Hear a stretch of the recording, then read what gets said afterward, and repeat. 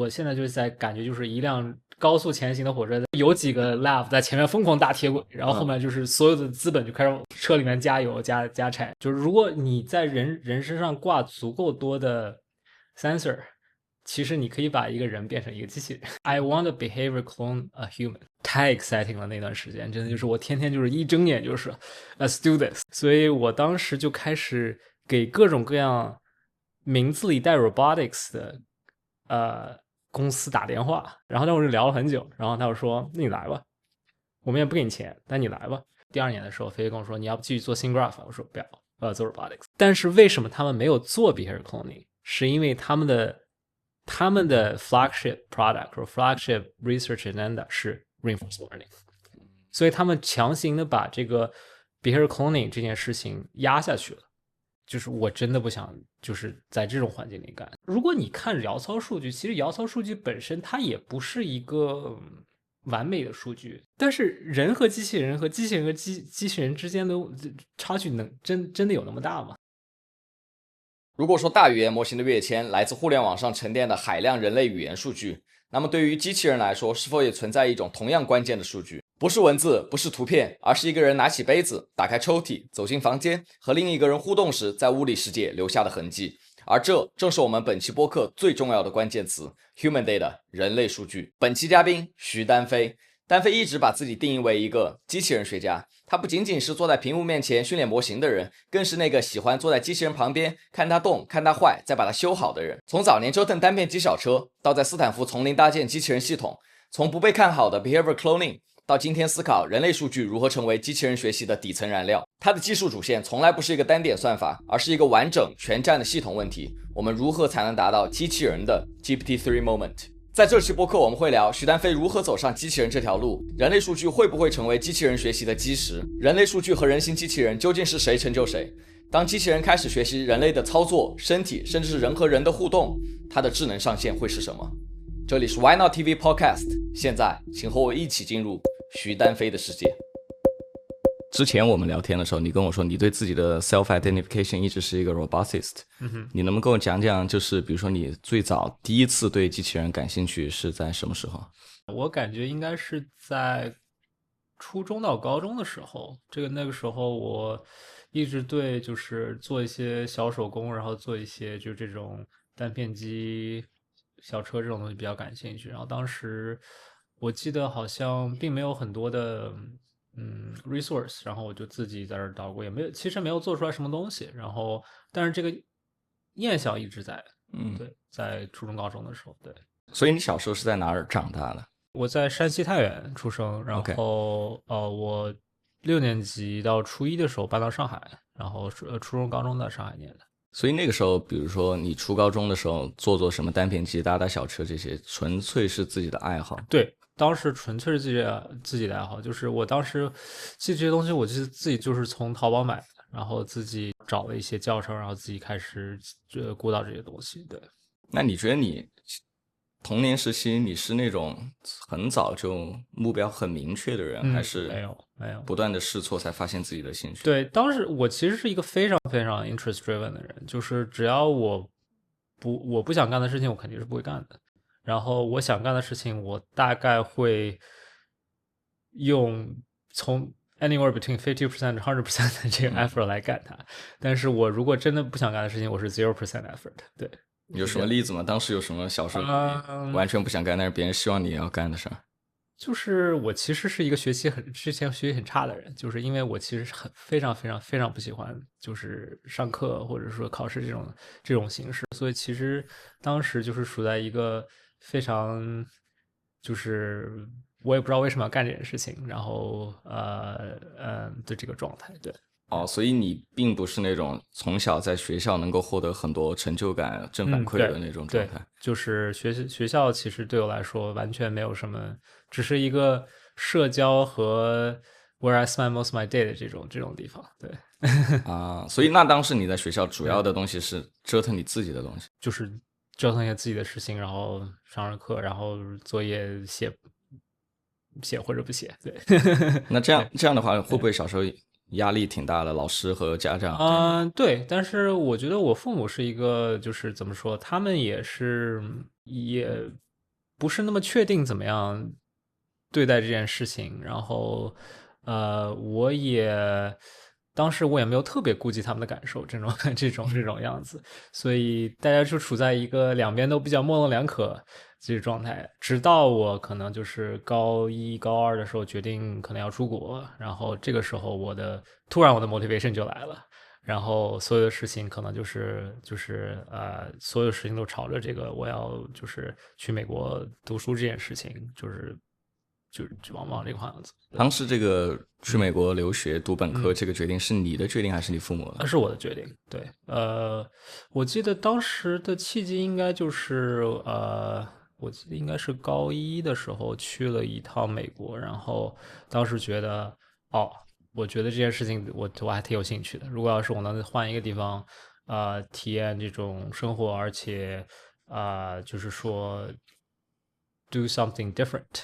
就是一个你来美国的种子，然后对，exactly，就是我记得就是那次以后，我大概就下定决心，就是要干这件事情，然后就是 there's no way 就是 turn back from there。所以那时候的转变是什么？你就变得特别开始准备对，申请，非常用功的学习，非常 motivated，然后做所有的事情都自己干。我不知道现在是什么情况，就是申美本。然后当时我记得美本有一个，就是大家有一波人是自己 DIY，然后自己所有东西自己干。然后我是属于那波人，就是没有找任何中介，然后没有就所有东西都是自己干的。对。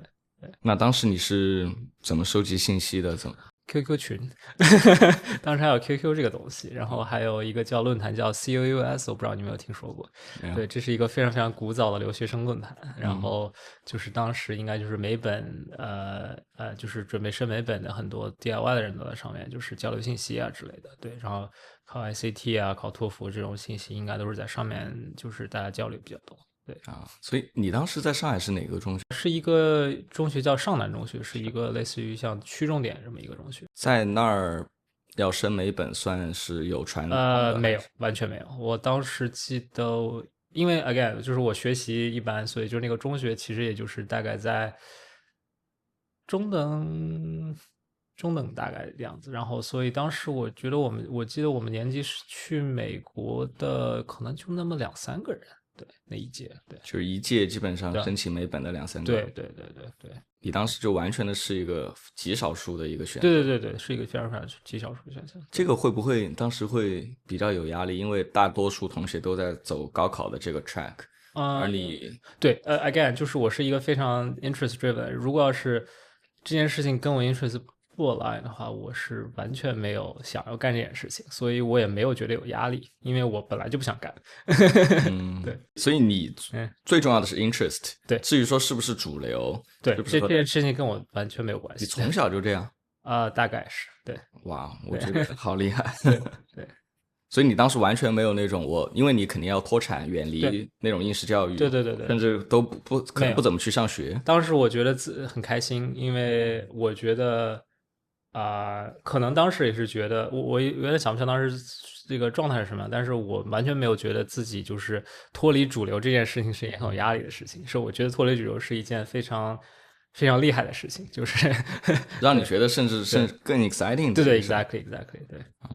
那当时准备本科美本申请顺利吗？整个过程有没有遇到？就说实话很不顺利了，因为就是所有事情都是我自己干，然后因为我父母其实也不是就他们对这一套系统也完全没有了解，因为他们也没有上过大学，所以就是他们也不是这个就是说，比方说就是圈内人啊或者这样子，所以他们也就是怎么说是干着急这种事情，所以就是我也是自己一个人在干，然后同时平时交流信息也是跟就是网上认识的人这种交流，所以到最后其实结果就一般吧，因为我最后其实最开始去了一个 liberal arts college 叫 Dickens College， 然后当时在几个学校里面选，然后我当时有一小波人觉得 LAC 非常好，我可能也是其中一个人。然后当时确实后来觉得这个选择其实没有问题，就是我觉得在 LAC 里面有更多自己 exploration 的空间，然后可能跟教授的关系也非常近，所以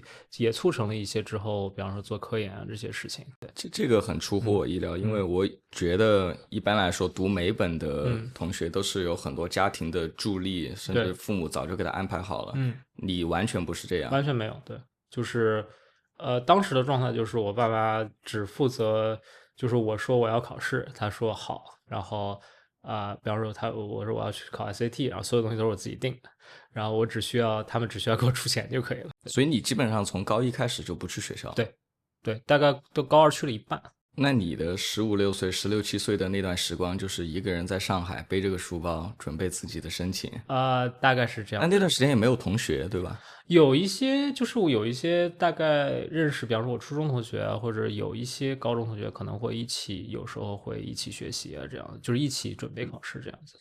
对，大概有那么就几个人。好厉害！我觉得我如果在那个状态下，我会有一种不确定感，我会有一点点害怕。我觉得肯定是有不确定感，但是怎么说，不想不想不想干不想做没有兴趣的事情的这个动力更大，就是这个反向的推力更大啊。对，就是如果我要让你回去准备高考，你更受不了更受不了。对，你觉得你更受不了高考的这个主要的那个点是什么？就是我不知道做这件事情的意义是什么。对，就是没有意义的事情，我没有办法说服自己做。我很佩服一些人，就是说，他会知道 in the long run 有一些事没有意义，现在做的没有意义的事情，对以后是非常有帮助的。但是我就小时候我就不太能接受这一点，就是我当下觉得没有意义的事，就是对我没有意义的事情，我就不太想做。对，18岁之前的一些经历，你觉得你现在回想起来，有没有什么部分是对你人生至今产生了比较深的影响？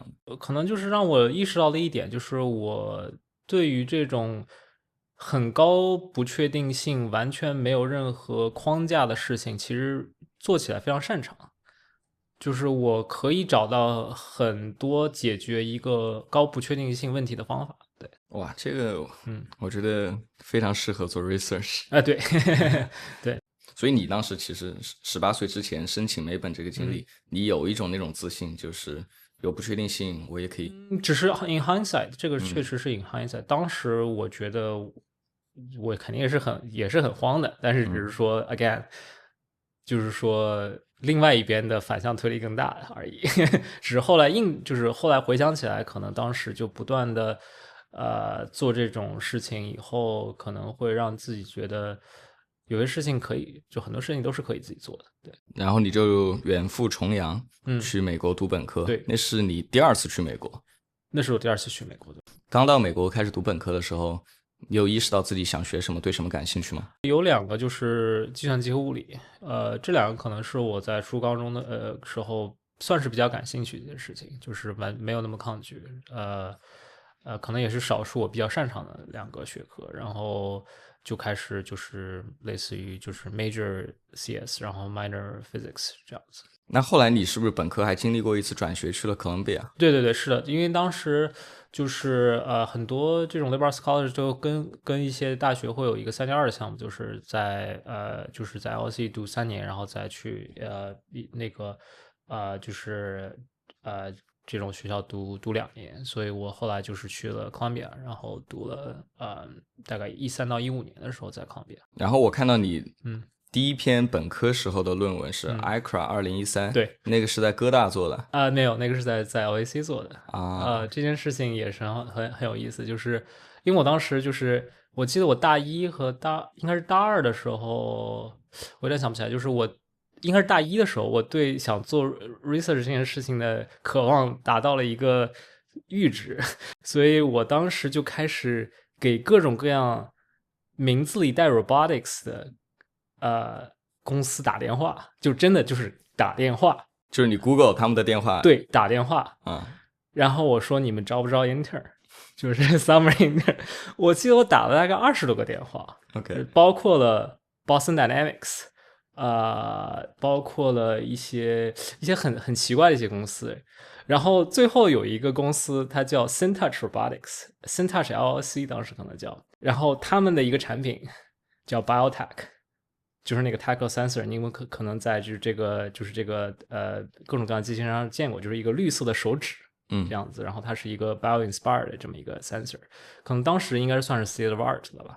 然后但 anyways 就说回来，就是说打完电话以后，然后那个当时接电话那个人就是后来的 internship mentor， 也是大概是我的现在是 long term 就是一个 lifetime friends 了吧，就是 Jeremy Fischel。然后他当时就觉得这个小朋友很厉害啊，就是为什么会要就是就是能想到给我们打电话的。然后那我就聊了很久，然后他就说那你来吧，我们也不给你钱，但你来吧。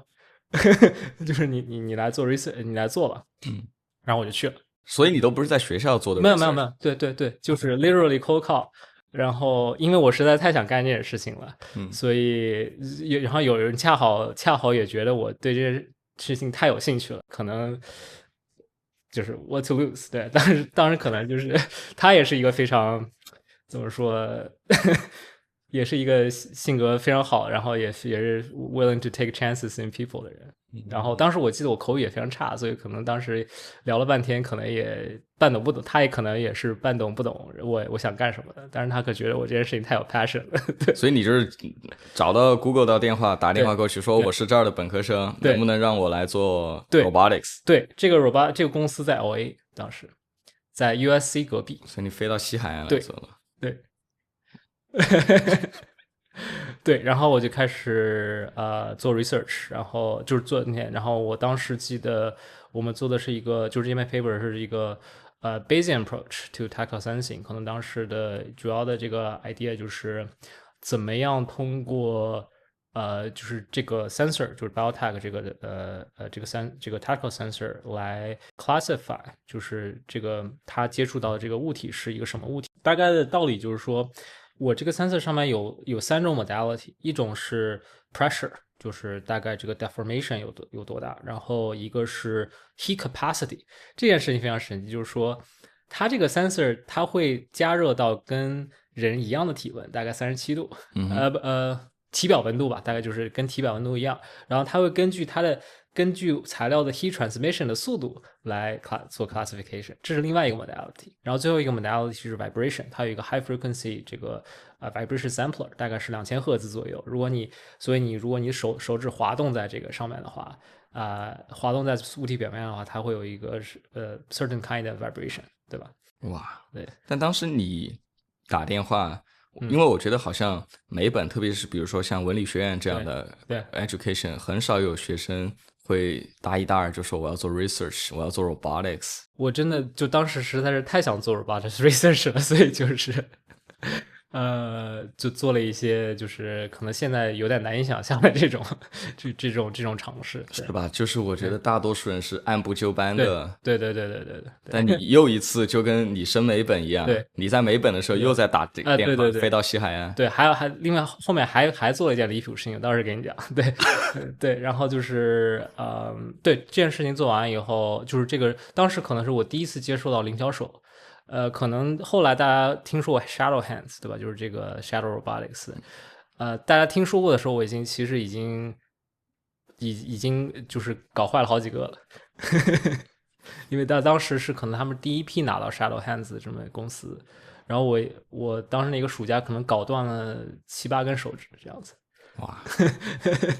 但那个时候。你本科那个时候学 computer science 的学生，其实大部分应该搞的是纯算法或者和互联网公司关系的内容，对吧？那你当时为什么？我真的太想做robotics，就是我真的想让东西动起来。我对这个纯做算法其实兴趣不太大，我真的就想让东西动起来。对。我对硬件我可能之后我后来想起来，就是我觉得我对硬件有一种天生的 affinity， 就是我非常喜欢就是 actually sit next to a robot and see it move and break it and fix it， 我非常非常享受这个过程。那么这是当时你大2到大3的那个，让你飞到 LA， 在 SynTouch 这个公司做了 intern， 对，然后然后我看到你本科的时候还有一篇一作的论文是 IROS， 对对对2014，这个是在 CMU 的一个 summer program， 这个是申请的那个 RISS， 对，然后这件事情也非常离谱，就是说这就是你说的那第二件离谱的对，第二件事情就是说我当时申请嘛，就是我当时听说这件事情，因为这是他们第一届。你是第一届 RISS 啊？对，然后听说第一届，然后当时也非常混乱，因为他们类似于是让学生跟教授配对嘛，然后可能有这个面试流程什么。当时我发了一个 email 给其中一个做 driving 就是做 Tom's Vehicle 的这么一个类似于 research professor 吧，然后他回了，然后他说你这个 background 有可能可以合适。然后我当时觉得有可能，然后直接开车去 CMU 了，然后就 show off the door， 说我们要不要聊一聊这件事情？你觉得有可能的，我们要不要聊一聊？你就去敲他的门，对，你的主页收到了他的办公室，对啊 ，OK， 然后我们就聊了半个小时，他说你来吧，因为当时我们那个学校离 CMU 大概4个小时开车，对，你就开到匹兹堡，对，然后就去 NSH。actually Smith Hall， Smith Hall， 对，OK， 对，所以你当时觉得只要有可能，我就想要，对 I want to make it happen， 对，就是有一点，就这件事情，why not， right？ 所以当时是做的是什么？那个 project？当时是做无人车的 localization， 然后就是也是一个非常 classical 的problem， 就是怎么样在没有 GPS 的时候再做一个 citywide 的 classification， 也就是这个 localization， 基于 RGB， 基于 RGB， 对，我们当时有一辆吉普改装的吉普，然后上面挂了6个摄像头。然后我就跟另外一个 research engineer 天天开车出去这个收集地图信息。你们当时都不是说有个 data set 做点 No. We just drove around Pittsburgh。我记得我大概1周时间会有2天时间花在路上。有个 research engineer 在旁边，然后我在旁边拿电脑，就是在就是这个就是 live logging 这个数据。对啊，对，所以1周2天你在路上。对。然后大概持续了大概几周吧，反正就是那个收数据。当时刚开始做算法的时候，可能就是大部分时间在办公室里，然后后来大概最后 deadline 之前大概几周，就是一直在收数据。对，那辆车后面放了6台电脑，就是在做就是 data stream， 然后就是 live data collection。对。对，那个时候我相信你是很开心的就超开心的。对，我就觉得哇，这个太帅了。对，就天天跟 hardware 待在一起，跟这个后面6台电脑。对，我天天就晚上就去，比方说我们当时一个很大的问题就是做 UTP， 就是这个 camera sync time alignment， 就是 server 之间的 time alignment。我记得我那天晚上在那个实验室蹲了一晚上做这个 network 的那个time alignment。对，对。但当时你们做的那个 RGB based 的那个定位 localization， 当时应该其实 AlexNet 已经有了。没有actually yes， 2012年时候已经有了，然后但是我们当时完全没有，就是整个 CMU 我记得当时都没有很多人在讨论这件事情，但是所有的 RI 所有人都在做非常非常 classical 的东西。我记得当时 Field Robotics 是最火的。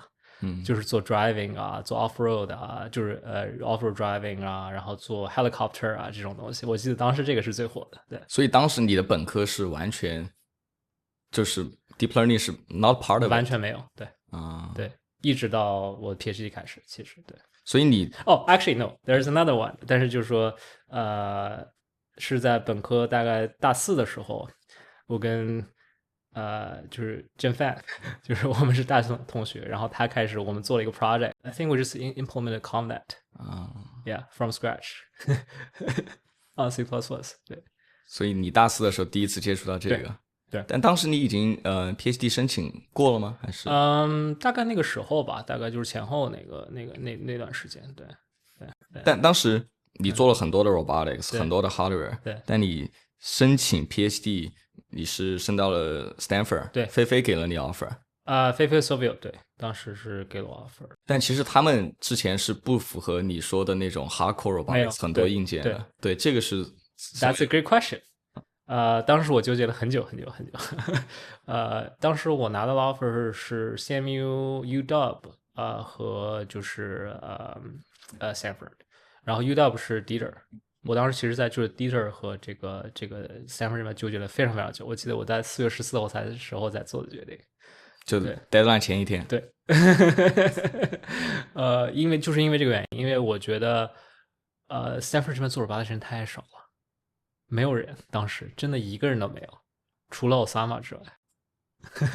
我记得 Janet 是我来的第2年了才来的，然后后来有Chelsea、Dorsa、舒然这些凯尔人这些人是后来大概在我 PhD 期间才到，当时一个做 robotics 都没有 CS 那边。所以你当时拿到 offer，比如说去了 Stanford Open Day，对，你觉得这就是 robotics 的荒漠？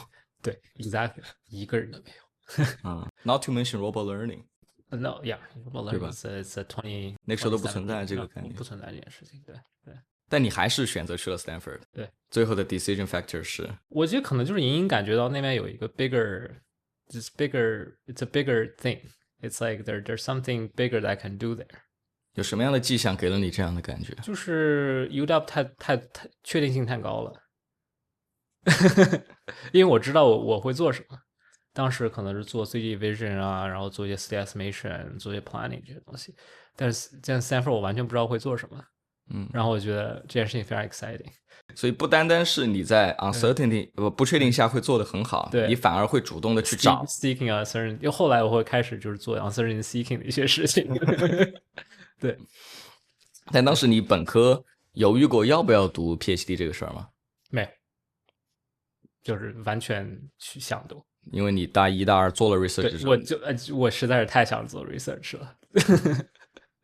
对，就是我完全没有考虑过 full time job 这件事情。但这个也是一个 again 又是一个在你美本的那个群体里面很少数的选择。对，很少很少，大概1-2个吧。对，应该是2015年到了 Stanford 读 PhD。对，给我们讲讲那个时候的 Stanford CS department 是什么样的？那个时候大多数人都在做 vision， 很有在做 vision。然后我记得当时菲菲，玉可在做 SceneGraph， 然后 Sylvia 那边在做 3D， 然后但是都是已经开始用 deep learning 了。当时我记得侧吴当时做了一篇就是做 SceneGraph classification 的，我们可能当时就开始考一些 SceneGraph 的东西。然后 Sylvia 那边是在做一些 3D reconstruction 的事情，就是我们第一篇 work 是在做end-to-end 3D reconstruction。在我看来，这个 paper 是一个这个 topic 是你一个不太会感兴趣的东西，因为这是个纯 algorithm 的东西。对 exactly， 对吧？但是这两个东西其实是在我 rotation 期间做的，因为当时 Stanford 是有一个 rotation program， 然后每个学期跟一个不同的组，所以我第一个是跟 Sylvia 做了 3D-R22， 然后第二学期是跟 Leo Gibas， 然后做了一些其实是 egocentric VR 这种东西，然后做 human data capture， 然后做 modeling。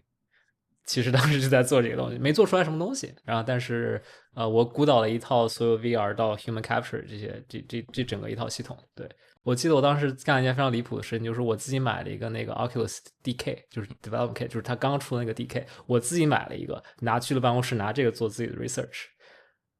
然后我记得我是在 DK 上面挂了一个那个Leap Motion， 然后做 hand capture， 就是跟后来其实做就是我们去年前年做的最开始 prototype 一模一样。对，一个 VR 加上 camera 对做 hand exactly， 然后做 hand 就是 egocentric hand capture。这是你第二个 rotation。2015年冬天的时候做的事情。OK， 然后呢，再往后然后跟菲菲的组，然后我跟玉可做了这个 SceneGraph generation 这个 work。当时你是处在一个尽可能想多对，探索的当时就是说探索一些，就是当时觉得这 deep learning 这件事情太酷了，就是这个为什么可以 work， 然后后来就开始做一些就是比较 CV 的问题。第2年的时候，菲菲跟我说你要不继续做 SceneGraph， 我说不要，我要做 robotics。对，然后就又回去做 robotics。那当时菲菲问你要不要继续做 SceneGraph， 你说不，我要做 robotics 的时候，你知道你面临的是什么吗？就是一个什么都得自己来，硬件都没有可能。I'm perfectly comfortable with that 。就是我实在是这件事情，我如果真的有一件事情能让我完全主导这件事情，我非常非常开心。I hate other people telling me what to do 。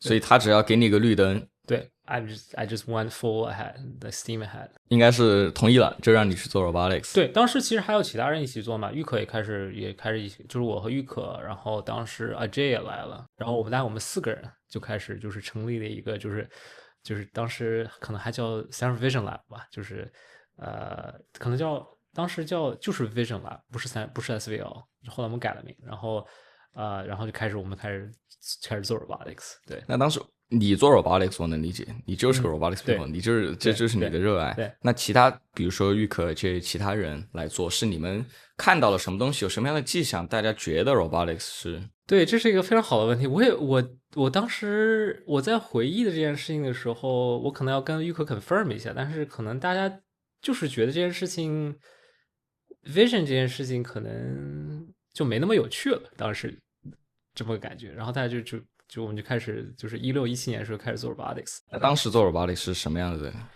状态？当时我觉得可能分2种吧，就是一个是比较 CV centric，当时可能第一篇 GraspNet 这种 work 可能开始出现了，就是 treating robotics as vision problem。然后第二种就是RL，就是可能 RL 已经开始 work，因为当时那个 AlphaGo 嘛，然后大家觉得RL 非常 work，然后 Sergey et al 他们就开始做这些，就 RL online RL offline RL，这些东西开始做，就是可能大概就是主流的就是这2派，然后真机很少，大概就是大家都是要不然就是vision base， 就是那种single action pick and place， 然后要不然就是这种 motor babbling 加 exploration， 就大概这2类。对，那当时其实17年做 robotics 就是 vision 就 deep learning 已经开始 work 了，对，但是没有像今天这样取得空前的成功。对，当时其实大家有一个这么感觉，就是有两种思维模式吧，一种是 prior is a great thing， 就是你需要put as much prior in your system as possible。这个 prior can be structures, neurosymbolic, program, dynamics, but the structure is the thing。第二种就是说supervised learning is to be ashamed of. It's like you shouldn't do supervised learning for robotics. Robotics needs to learn on its own， 就是说他们需要自己学。大家看不上 supervised learning 给 robotics 这个。对，就是要不然你需要 be smart about your prior， 要不然 you need to be smart about how to make your robot learn on its own。对，那当时在这种情况下，你当时说有人 treat robotics as vision problem， 有人做 RL， 对。你其实 come from a very traditional， 就是其实 control planning dynamics 那些你是知道的。对。你当时对这个事儿的定位是什么？你当时对于 learning for robotics 是什么样的看法？因为我看到你在 SceneGraph 之后，其实做了一段时间的 task and motion planning，right？ 对。当时其实契机应该是说我们当时就在想一个事情，就是怎么样做，可能就是一个比较不切实际想法，就是我们想做 demonstration in action out， 就是我会 call one shot imitation learning。一条 episode， 对，一条 episode。然后我记得我当时做了以后，做到一半，然后突然发现 OpenAI 做了一篇一样的，然后我们就改了，改成一个更加 structured 的，就是加了一些 structure prior， 所以这个东西叫 neural task neural task programming NTP。这个可能就是后来决定了我 PhD 之间的一些 taste， 就是我非常喜欢 structured， 然后后来 what is extreme of structure 是 task motion planning， 对吧？现在回看，你还坚持你当时对 structure 的这种喜好吗？我后来想清楚了一件事情，就是我 compositionality 可组合性是一个很好的事情，但是这个事情不一定要作为一个方法，它也可以作为一个问题。怎么样 enable compositionality？ 我理解的 task motion planning，因为我们加了，因为基本上我觉得他想解决的问题，是不是可以理解为他先解决 task， 我要先干什么，后干什么 ，dependency 我要怎么处理？对。第二个是对于某一个具体的 task， 我的机械臂要过去完成它，这个 motion 要长什么样？对。还要避障啊，有这种需求。对，就是它的显示是这样子，但是我觉得它的本质可能就是对一个很大的就是没有办法做搜索的一个很大的空间就是做 decomposition， 然后把这些local 的 problem 在里面做 search， 然后在每个在空间这几个空间怎么样连接起来，再做一个 search problem。我其实比较好奇的是，因为我觉得有很多的 robotics task，这种 structure 是很难人为去定好的。对对对。然后我觉得加这种 structure，当然我能理解的好处是它天然的带了 generalization。对。但是呢，我觉得好像人的这种 structure 也会变成整个这个我们能够解决什么问题的一个很重的天花板。对。这会不会现在看起来就是因为当时还没有 bitter lesson 这个文章，现在看起来 task motion planning 是不是完全不 bitter 这是实在是 the opposite of bitter lesson。 对，我觉得它可能在工厂那种限定的场景下，对，应该还是会很有。但是大家做到工厂的时候，可能会有做一些更加不那么principle 的一些方法，比方说 behavior tree， 然后这些就是有限状态机这样子的这种方法。后来你有一个概念，我记得你也很在很多地方都提到，就是你想做 generative task and motion planning。对，这个你当时的insight 是什么？以及你觉得你现在 generative task and motion planning 够 bitter lesson 吗？It's getting there， 因为我们现在已经开始做 video generative tab。因为这些 trajectory 这些 plan 可以是 video， 对吧？就因为你一旦把它换成一个 deep general model 后，它可以生成任何空间的这个 plan， 所以we're getting there。 I think we're finally getting to a bitter lesson version of TAP。 那你 PhD 期间是什么时候意识到比如说我们刚刚说的 task and motion planning 的这些 structure，你肯定最开始是喜欢这些 structure 的，后来你越来越了解到这个 limitation，然后我注意到后来你就开始做 teleoperation and behavior cloning 了，就没有 work on task and motion planning 了。这个转变是什么样的心路历程？这个契机其实是我在19年的时候去 DeepMind 做了一个暑假的 intern， 然后当时 DeepMind 可能就是这个 the mecca of like 就是 robot learning， 对吧？就当时可能没有其他任何的地方，可能 OpenAI 才开始，然后 DeepMind is like the place， 对吧？我当时在里面做的一个是做 generative imitation。 你的那篇论文，我在准备这期 podcast 的时候，我就看着很眼熟，对，然后我突然意识到那个是我大一在组会上分享过的论文，我就把那个 slides 翻出来了。对，这个当时就是 good old days， 就是当时generative imitation 是一个非常非常有趣的问题。但其实我想跟每一个做过 Gale 的人都聊一下，我觉得在我看来，让我也走了很多弯路。这个 problem setting， 因为它听起来非常这非常的有趣，非常 exciting。对，它给这个 problem setup 是你有一些 demonstration， 对，然后你和 environment 还有交互，对，但没有 reward， 对，恰恰相反，我觉得 reward 是反的，对，就是和 environment 交互是很难很难的，对，但 demonstration 是可以给你对 exactly 对，但是我当时可能学到的不是说这件事情这个算法有多么的 scalable 或者 not scalable， 当时可能看到了 DeepMind 的很多的一些 infrastructure， 就他们的一些机器人上的一些东西，真的 behavior cloning works， 就是当时就 I saw with my own eyes behavior cloning just works， 但是为什么他们没有做 behavior cloning， 是因为他们的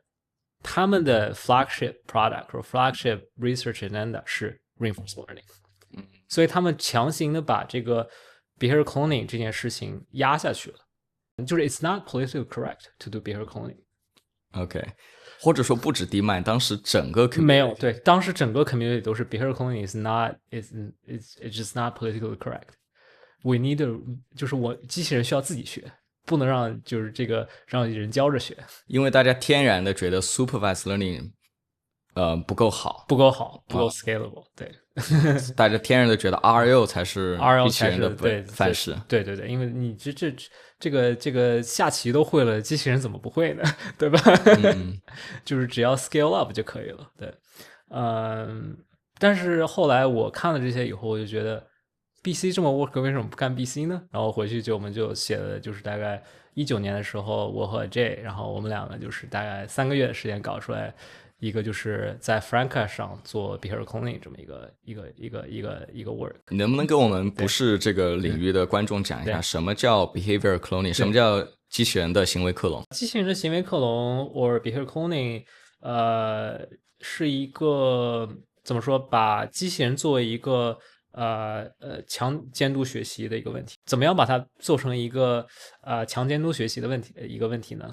就是你直接给他这些监督，对吧？你直接拿一个，比方说拿一个 iPhone 或者拿一个 VR controller，你直接就是控制它，控制机器人，然后同时就是记录它当时的看到的东西，所谓的 camera image，然后你 control 它的这个control command，然后把它作为一个 x 和 y，然后喂给这个大的模型或者小的模型来学习一个 control policy。对，我觉得当时因为19年我刚进本科实验室做 imitation learning 的时候，所有的 paper 都在骂 behavior cloning。对，introduction 的前2段一定有一句是 behavior cloning not good enough sample efficiency， 然后有 compounding error。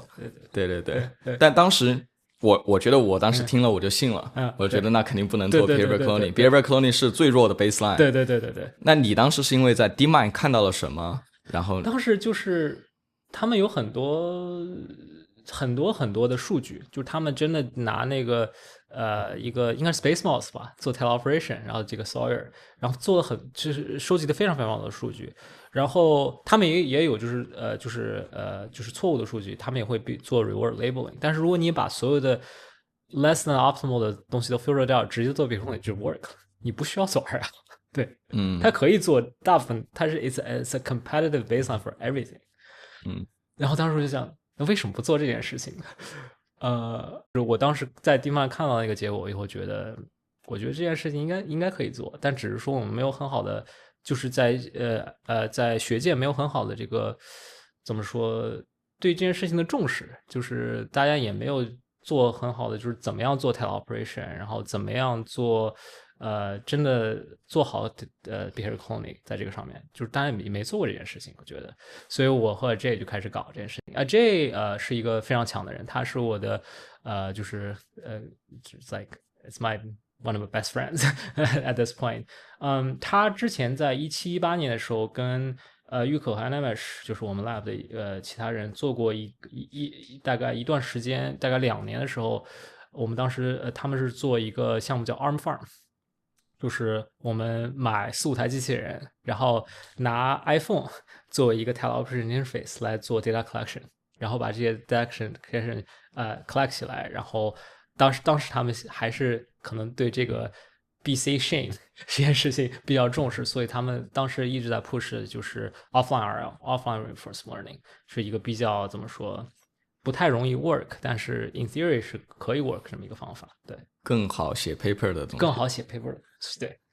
然后我记得当时就是一直不太 work， 然后我后来这可能跟我就一拍即合，说他觉得 BC 会 work， 不需要 offline， 我觉得 BC 也会不需要 offline， 我们就一拍即合开始搞这件事情。对 ，OK， 那给我们讲讲这篇 paper。这篇 paper 其实本质非常简单，就是我们真的受的东西非常简单，就是说 BC works， 就是我们在 Franka 就是这个Panda Franka 上面搭了一套这个做力控的这么一套 teleoperation， 就是让这个 teleoperation 变得非常非常的丝滑，然后我们搭了一套整个这个 data collection， 然后到 behavior cloning， 当时我们就做了非常多 arbitrary choice， 比方说我们决定给机器上做一个 risk camera。Why not? Right？ 当时没有人做 risk camera， 然后我决定做 Resnet 18作为一个 encoder。Why not？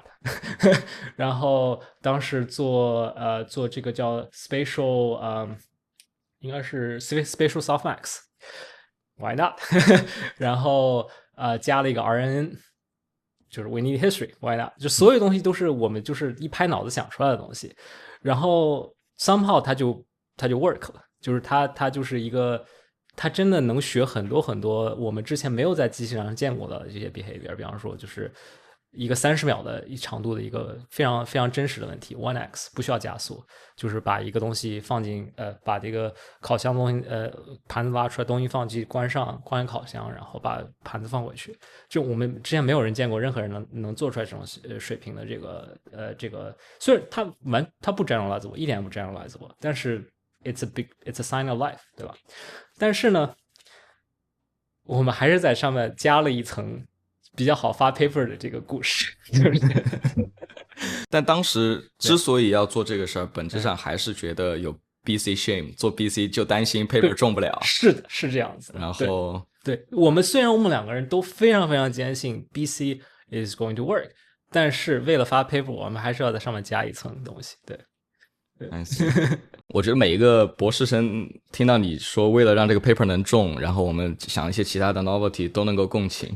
那你觉得你现在不单单是 PhD 了，你现在也是教授，你在学术界也在承担更多的责任，对吧？对。那么你觉得 how can we do better in academia， 就是让 PhD 真正去做 work 的东西，而不是让 reviewer 满意的东西？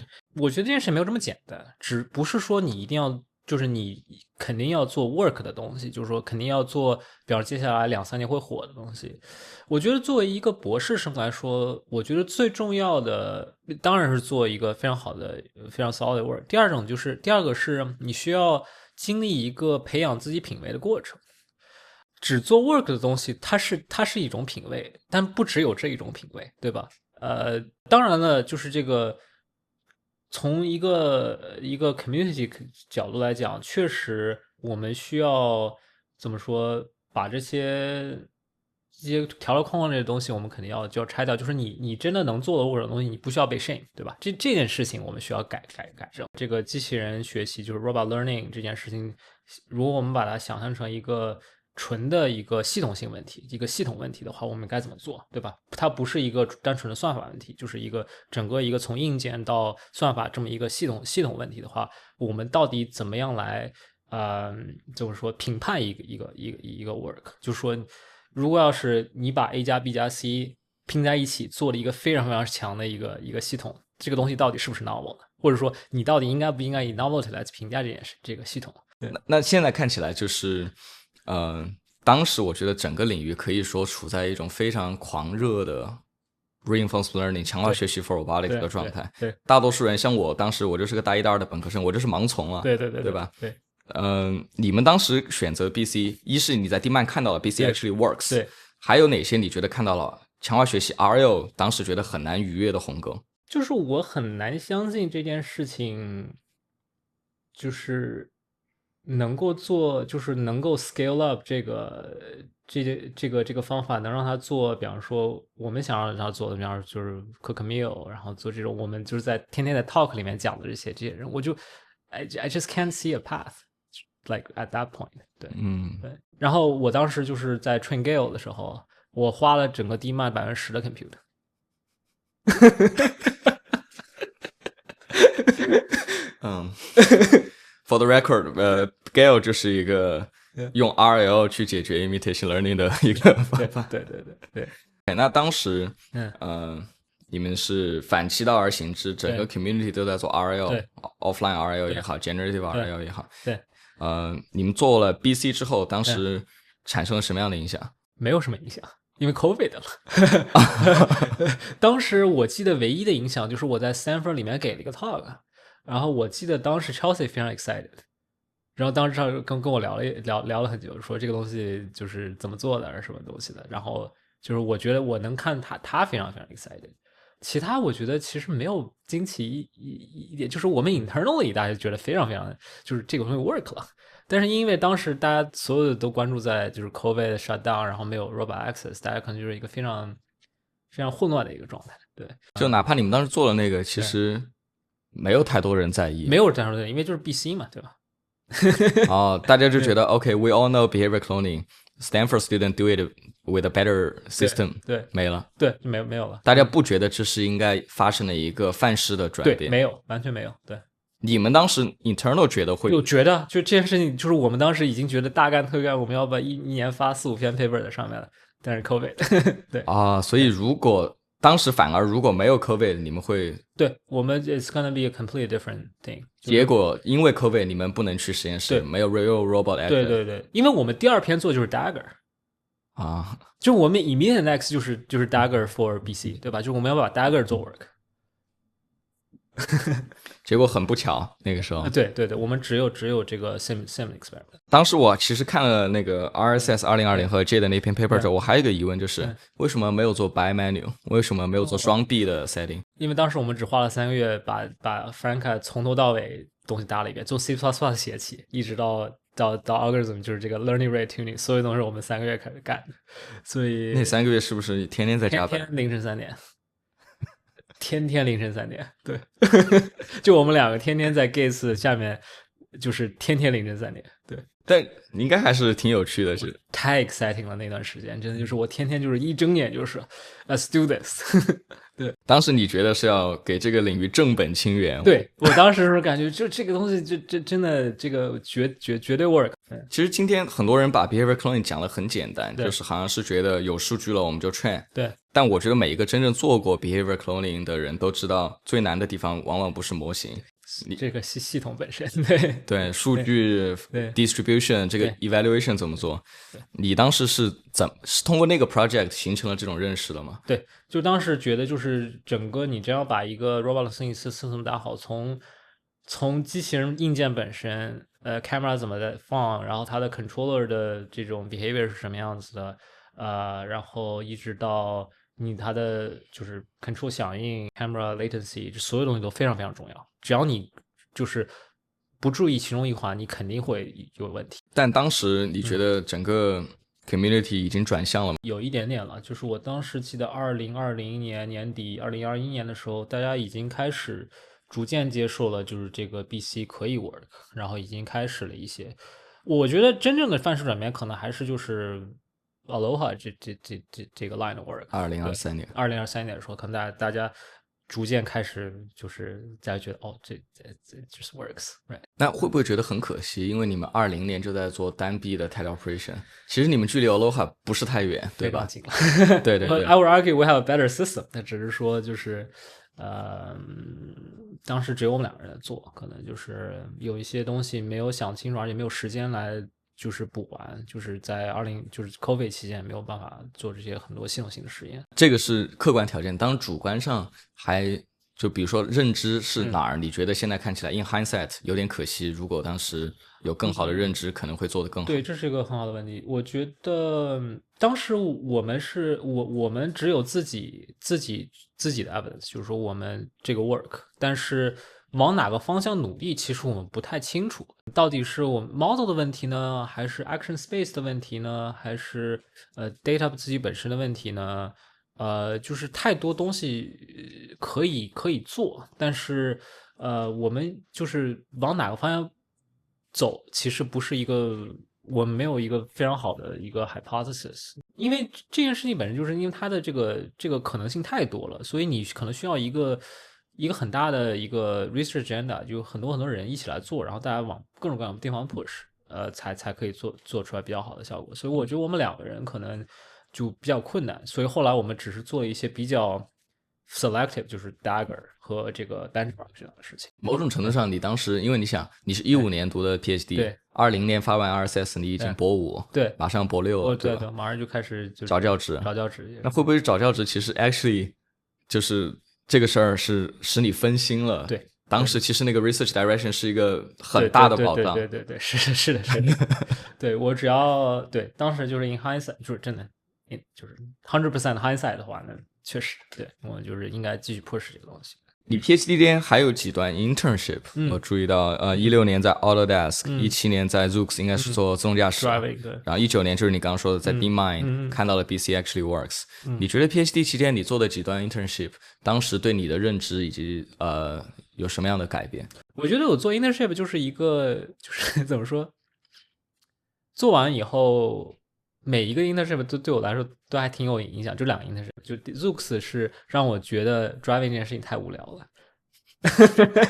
我绝对不要再做 driving。当时因为17年的时候，大家所有人都在做 driving，然后我觉得 driving 那就做 driving。我本科时候也做过 driving， 我觉得这件事情还挺有趣的，然后开始做，然后我看这个问题就真的就是为什么做成这样了呢？就是所有人就基本上居然变成了一个 3D vision 的问题，对吧？然后我当时觉得就很无聊。而且当时的 driving 大家的 pipeline 全部都是 perception planning control。对 perception， 对 exactly， 就是怎么样把 3D perception 搞 work。所以当时你觉得无聊的点是这个问题已经退化成一个 vision 问题了，退化成一个 vision 问题，不够 system， 不够 full stack。对 exactly， 它不是一个 robotics 问题了。我当时这个13年为什么这么 excited， 是因为我可以真的坐车，然后我们就是辅导各种各样的摄像头，这些底层的这些东西，就整个这个 full stack 现在已经变成了一个非常非常 engineering 的问题了。就是每个人，我们当时有个就是的 like 2D vision team、3D vision team、planning team、simulation team， 所有人之间都不是特别的，就是 communication 不是，因为不需要 communication， 只要把自己的 benchmark 推上就可以。对，那你会觉得随着机器人越来越成熟，未来有一天也会变成这样吗？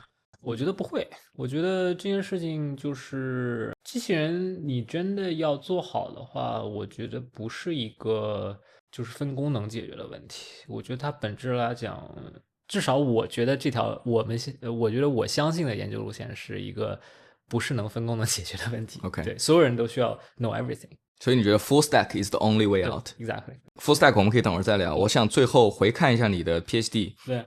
这个问题你已经回答过了。有什么当时不受欢迎的 vision， 现在看起来是对的？对 ，behavior cloning， right？但有什么你当时觉得自己对的方向，结果是错的？我觉得整个这个条 neurosymbolic language for robotics 这件事情，我当时挺信。后来我觉得看过RT 这些 theory 以后，我觉得还是太远了。就是 language， 就是这种 deliberate grounding of language on action 这件事情，我觉得不是一个非常好的路线。你说的 RT 是 Google 的？对 RT 就是 Google 这个就是做high level language model， 然后 low level policy learning。 Let me be more precise， 就是我觉得以 language 作为基础能力主导的 robotics 的路线，比方说language model 生成 program control robots， 或者 language model 生成 language plan， 然后 plan 就是以 language model 主导做，比方说我接下来一步该做什么，这件事情我觉得是不对的。就是说，就是 symbolic layer 和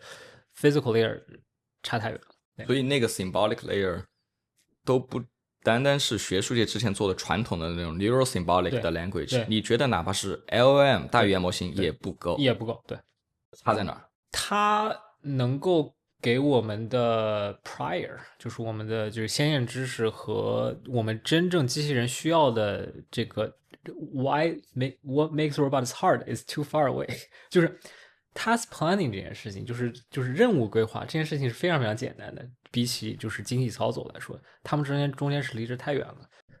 就是我们能把精细操作这件事情做好，那其他问题其实就是 it's much easier。 对，所以你觉得精细的操作是今天最难最重要的问题？精细操作以及就是这种 physical intuition， 就是怎么说 physical common sense 吧，用这个物理的常识，机器人自己的就是这些操作来表达出来的物理常识，就是能体现出来的物理常识，这是一个非常非常难的问题。PhD 最后你决定了要找教职，对，这个是一个你觉得一直你就想当教授，还是到最后你 comes to 这个 decision 是怎么决定要找教职的？这是个好问题。对，当时我其实在 DeepMind intern 之前，我一直都不太确定。intern 之后我确定了，因为我真的不想，就是当时 DeepMind 是一个什么样的环境呢？是从一个非常open， 就是非常就是 explorative 的这么一个研究部门，到一个非常非常 top down 的这么一个方向的这个转变的过程。大概2019年夏天的时候，就是他们在做 AlphaFold 的时候，所以基本上是 What Demis says goes。对 ，What Sam Dan says goes。这件事情让我觉得，就是我真的不想就是在这种环境里干。Again, I don't want other people tell me what to do 对，我需要干我自己有兴趣的事情。所以怎么样能让我自己干我自己有兴趣的事情呢？要不然创业，要不然找教职，对吧？所以你觉得你是你自己有一个很强的对未来自己要做什么的坚持？对，你不希望有任何的客观因素来影响这个事儿，是，而教职能给你最多的自由度。对 ，OK， 那你觉得当时是20年、21年，对吧？我觉得26年的今天好像情况又很大的变化了，就是某种程度上，学术界我会说还是有那个自由，对，但是这个领域变得越来越 resource intensive，对，你觉得没有资源的自由还能叫自由吗？这是一个非常非常好的问题。我觉得我不是回答这个问题最好的人选，因为我现在就是可能也有一些资源也在教职里面，可能但是绝大部分人没有这个选择的空间，所以我觉得真让我就是说，在我没有这个资源的情况下再选的话，我觉得我可能会偏向于先在业界，就是这个东西，有些东西真的不在业界，可能你没有办法，真的没办法做。我们接下来我想着重和你聊一聊 robot learning 和 human data 这两个事儿。你能不能给我们的观众简单的介绍一下什么是 robot learning？ 它和传统的 robotics 的区别和分野在哪儿？我觉得 robot learning 其实是一个，与其来说是分野，它只是说，我们想解决的问题都一样，就是怎么样让机器人做更好的规划、更好的精细操作、更好的就是 whole body control，只是把这些里面的所有的方法都换成了data driven，就是我们需要数据来为这些 model。你比方说现在非常火的这些全身控制的这些问题，它其实一个非常非常好的例子，就是之前可能大家都会写下来一些 dynamics，就是whole body dynamics，然后做一个 optimization problem，就是做一个就优化问题，然后现在可能就是完全用这个reinforcement learning 来解决了。那传统的 whole body control 是大家写这个物理方程，写 dynamics， 写 optimization。对，那传统的 manipulation 又是怎么做的？今天又是怎么做？传统的 manipulation 有一部分人也是在写下来这个 dynamic equation，就是你和物体之间的这些，就是比方说 linear 和 non-linear 一些 dynamics，比方说你真的在开始 contact 和 contact 之前，它的这个dynamics 完全不一样了，然后你怎么样做这些，就是你把它变成一个 mixed integer programming 这种问题，对吧？然后现在大家可能就是说完全不做这些 model，我们只关心你的机器人有没有输出正确的 action，according 就是根据一个就是你的就是这个训练数据，或者可能做 reinforcement，就是你这个物体有没有达到这个目标，对吧？所有的这些中间的这些 modeling 可能就没有了。你觉得这几年 robot learning 这个领域最被高估的东西，或者以及最被低估的东西会是什么？这是个好问题。最高估的东西，我觉得可能是大家对于就是 algorithm 的这个重要度，就是 model 和 algorithm 这件事情的重要程度。我觉得最被低估的可能还是就是 system 方面的，就是整个从软硬件结合的这一块的重要程度。对，刚刚我们聊到你20年的时候在做 teleoperation， 在做 behavior cloning，但是其实今天26年，你很重要的一个 bet，你相信的一个东西叫 human data for robot learning。你能不能跟我们讲一下什么叫机器人数据，什么叫人类数据？现在大部分人说机器人数据，可能就是说的是teleoperation 摇操的数据，对，然后人类数据有很多很多种。现在比较主流的是第一人称视角，就是你比方说你想让你到头上绑摄像头，然后看着你的手在做一些操作，这种数据。当然也有就是第三层数据，就是你从旁边一个摄像头看你，或者是多视角的第三层数据。你今天讲的这种人类数据 human data，我相信你说的已经不只是说拿人类数据来补一点机器人数据，我觉得你可能想说的是，它要根本的改变我们训练机器人的方式。对，今天大家做 robot learning 都是 data driven，有什么一些比较重要的 data， 而为什么你的最重要的 bet 是 human data？最主要的主流数据可能就是摇操数据了，就是在各种各样不同机器上采集的摇操数据，这可能是现在大家最主流的数据。然后第二次主流的数据，我觉得应该是在各种各样的就是物理引擎里面 synthetic data。然后我觉得第三类可能就是就是非机器人数据吧，就是广义上来讲，可能大家可能会觉得，比方说从 YouTube 上来采集的这些数据会是有用的。然后，如果你要真的要细分这个非机器人的真实数据的话，那么可能就是分两类，一类就是就是从网上下载下来，直接下载下来，就是没有任何 constraint 这些数据 YouTube 的 YouTube 的 data。然后另外一类就是我们真正让人去采集这些手部操作数据的这些第一认证数据。重点我想聊的一个 project 是 Ego Mimic。对，跟我们讲讲 Ego Mimic 用的是什么样的 data？ 它的前世今生为什么会想做这个项目？对，Ego Mimic 是我在可能是我开始教职以后开始的第一或者第二个 project 吧。当时我和一个是一个别的组的博士生，其实 Simmer， 然后 Simmer 当时有一个非常非常强的这么一个想法，就是说他想做第一人称视角数据。我问他为什么想要做第一人称数据，他觉得这个东西可能是最 scalable 的。然后我们当时我记得我们当时探讨了1周左右这件事情，然后我们最后达成了对 ，Let's just do egocentric 这件事情，我觉得能成。为什么我当时有一点点 hesitation，是因为我知道真的搭 egocentric 这件事情，就是做数据采集，当时是一件非常难的事情，因为没有一个很就是成熟的这么一个采集的这么一个方案，所以我当时担心就是这件事情会从头开始搭这件事情会就是让这个 project 变得非常非常长，对吧？因为从硬件开始搭起这件事情，然后后来我们就是他想做这件事情，那我说那么开始做了，然后我们就开始搭了这一套采集，就是第一人称视角采集人类操作的这么一套东西。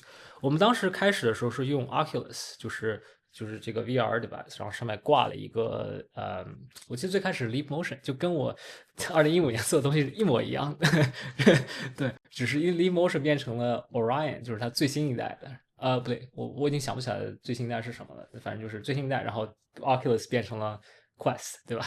然后我们就搭了这么一套系统，然后后来发现这个东西效果非常不好，因为calibration 非常不稳定，就是就你可以想象，就是它有一个摄像头，它可以采手部数据，然后视频数据是从另外一个摄像头来的。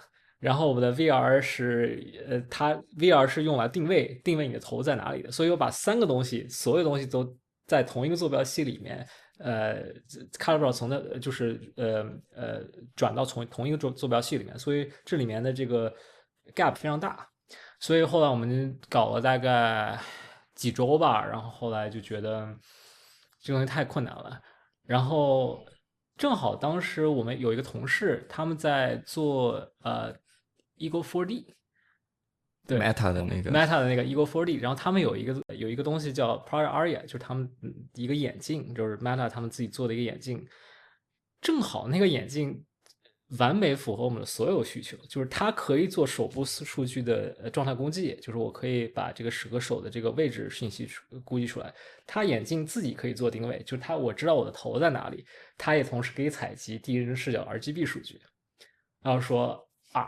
那我们要不然做这个吧，然后我们就把它拿过来了，然后整个这个项目就开始就是在数据采集这一条就是变得比较顺利，但是作为一个前几个就第一个拿这个真的做 robot learning 的一个项目，其实我们踩了很多很多的坑，我们整个跟这个我们到最后。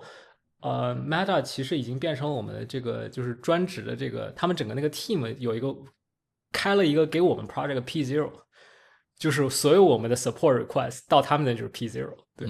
然后这个数据采集这边搞了大概有4、5个月吧，才搞通这个 Meta 这个，就是用这个 Aria 搞通。对，还有另外一个我想做的事情，就是我想把机器人变得更像人，就是我需要。如果我们真的要从人类数据里面学操作数据学这种操作这些先验，然后把它更好的转到机器人化，机器人一定要变得更像人，就是我们需要有2个手，需要有一个像人一样的这个肩和躯体关节，然后我们需要一个相机要放在头的类似的位置。当时没有任何一个机器人符合我们这个要求，所以我们就自己搭了一个机器人。然后这个机器人是我搭的，就是我自己去那个 Vention，就是他们做那种，他们其实算是一个像集成商吧，就是卖各种各样的铝部件，然后把机器人搭成一个系统的这么一个商。我们就买了各种各样的部件，然后我自己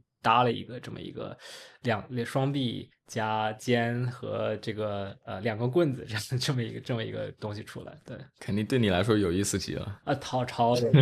我记得我那2天那段时间，我不是教课就是在实验室里搭这机器人。所以那个时候你作为一个 assistant professor，对，然后你其实在一线在那儿打螺丝，对搞对 exactly， 就是所有东西都是我设计的。然后当时就是一座他在搞数据收集那方面的，他非常非常 invest in 数据，然后我来做这个机器人本体这方面的东西。对，当时你们这个 project 是22年中开始的，23年中，应该是sorry 23年中，23年中，对对对当时应该整个领域所有人都觉得 teleop 非常 work，然后操作非常 Aloha 刚出来，对吧？以及大家觉得最后最炫酷的 demo， 对，还是要用遥操作。对 Human data 总是在做一些遥操作能够做的 subset 级的 task。对，你为什么当时觉得意识到了 human data 的价值，然后从20年做遥操数据变成了23年开始要转型做 human data？ 这个可能就是一个逐渐的转变吧。但是我觉得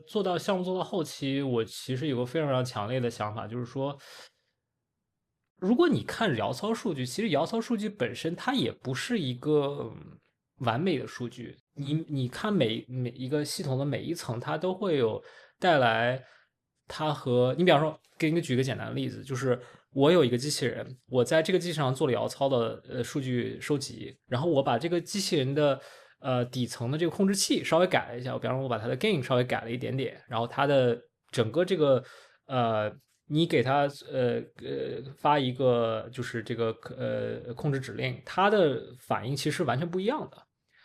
所以就是你在一个机器人本体本身其实都有有可能有很大的这个 gap， 但是人和机器人和机器人和机器人之间的差距真的有那么大吗？对吧？因为如果我们真的能把机器人的就把人的动作转换成可用的 action， 把它的 perception 转换成可用的 policy input， 那其实我觉得这件事情不是不可能，对吧？我直接把人类的数据当做机器人数据来用，这件事情不是不可能的。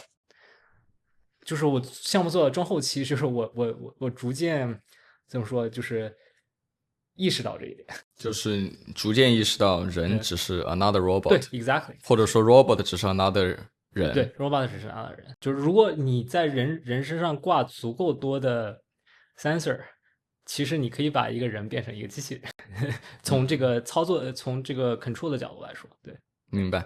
我想深入聊一聊，对，比如说 Ego Mimic 你们用的是 Aria， 对，然后其实人类数据有很多的模态，对，我有很多想跟你聊的，我们可以先聊聊第一个，我觉得蛮重要的 video，就是 Ego Mimic 应该基本上只有 video data， 对吧？然后里面包括手部的姿态估计都是从 video 里面来的，对，我想知道我们从 Human Ego Video 里面给机器人能够学到的到底是什么？就是当我们有很大量的人类的第一人称视角的视频数据的时候，我们学到的是一个更好的视觉编码器 visual encoder，还是说我们真正学到的人的 planning 的 prior，还是说我们能够学到人的真正最后的这种 visual motor 的这种操作的真正的这种技能？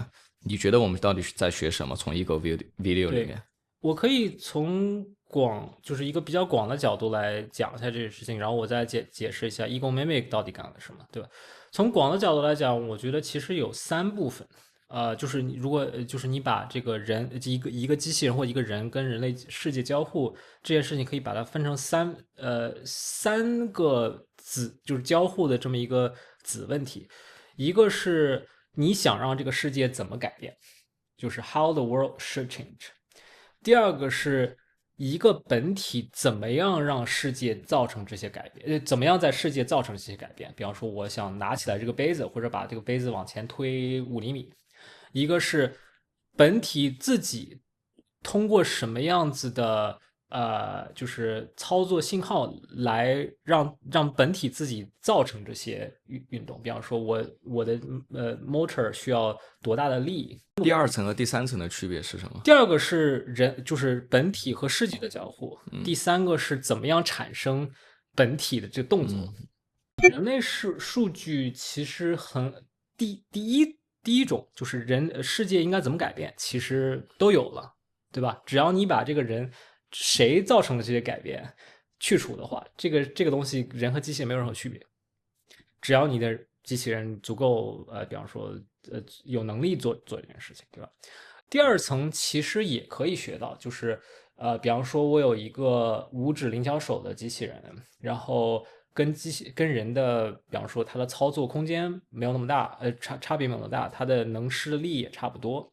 那么第二种我大概也可以学到，就是一个本体到底怎么样能让世界产生影响，就是大概我推哪里，或者说是我拿杯子哪里可以把它拎起来，对吧？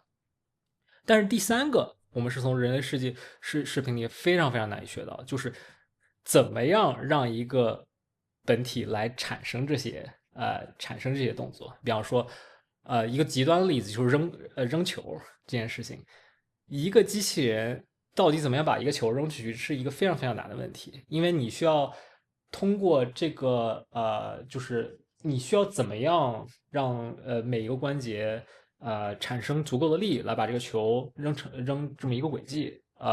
其实你没有办法直接从视频数据里学出来。这个对我们来说也很难的一点是，人的驱动其实是肌肉的电信号，我们也没有办法造一个肌肉机器人出来。对，是这样的，你没有办法把肌电信号和这个每个关节的电机的这个关系连接起来，对，也没有意义。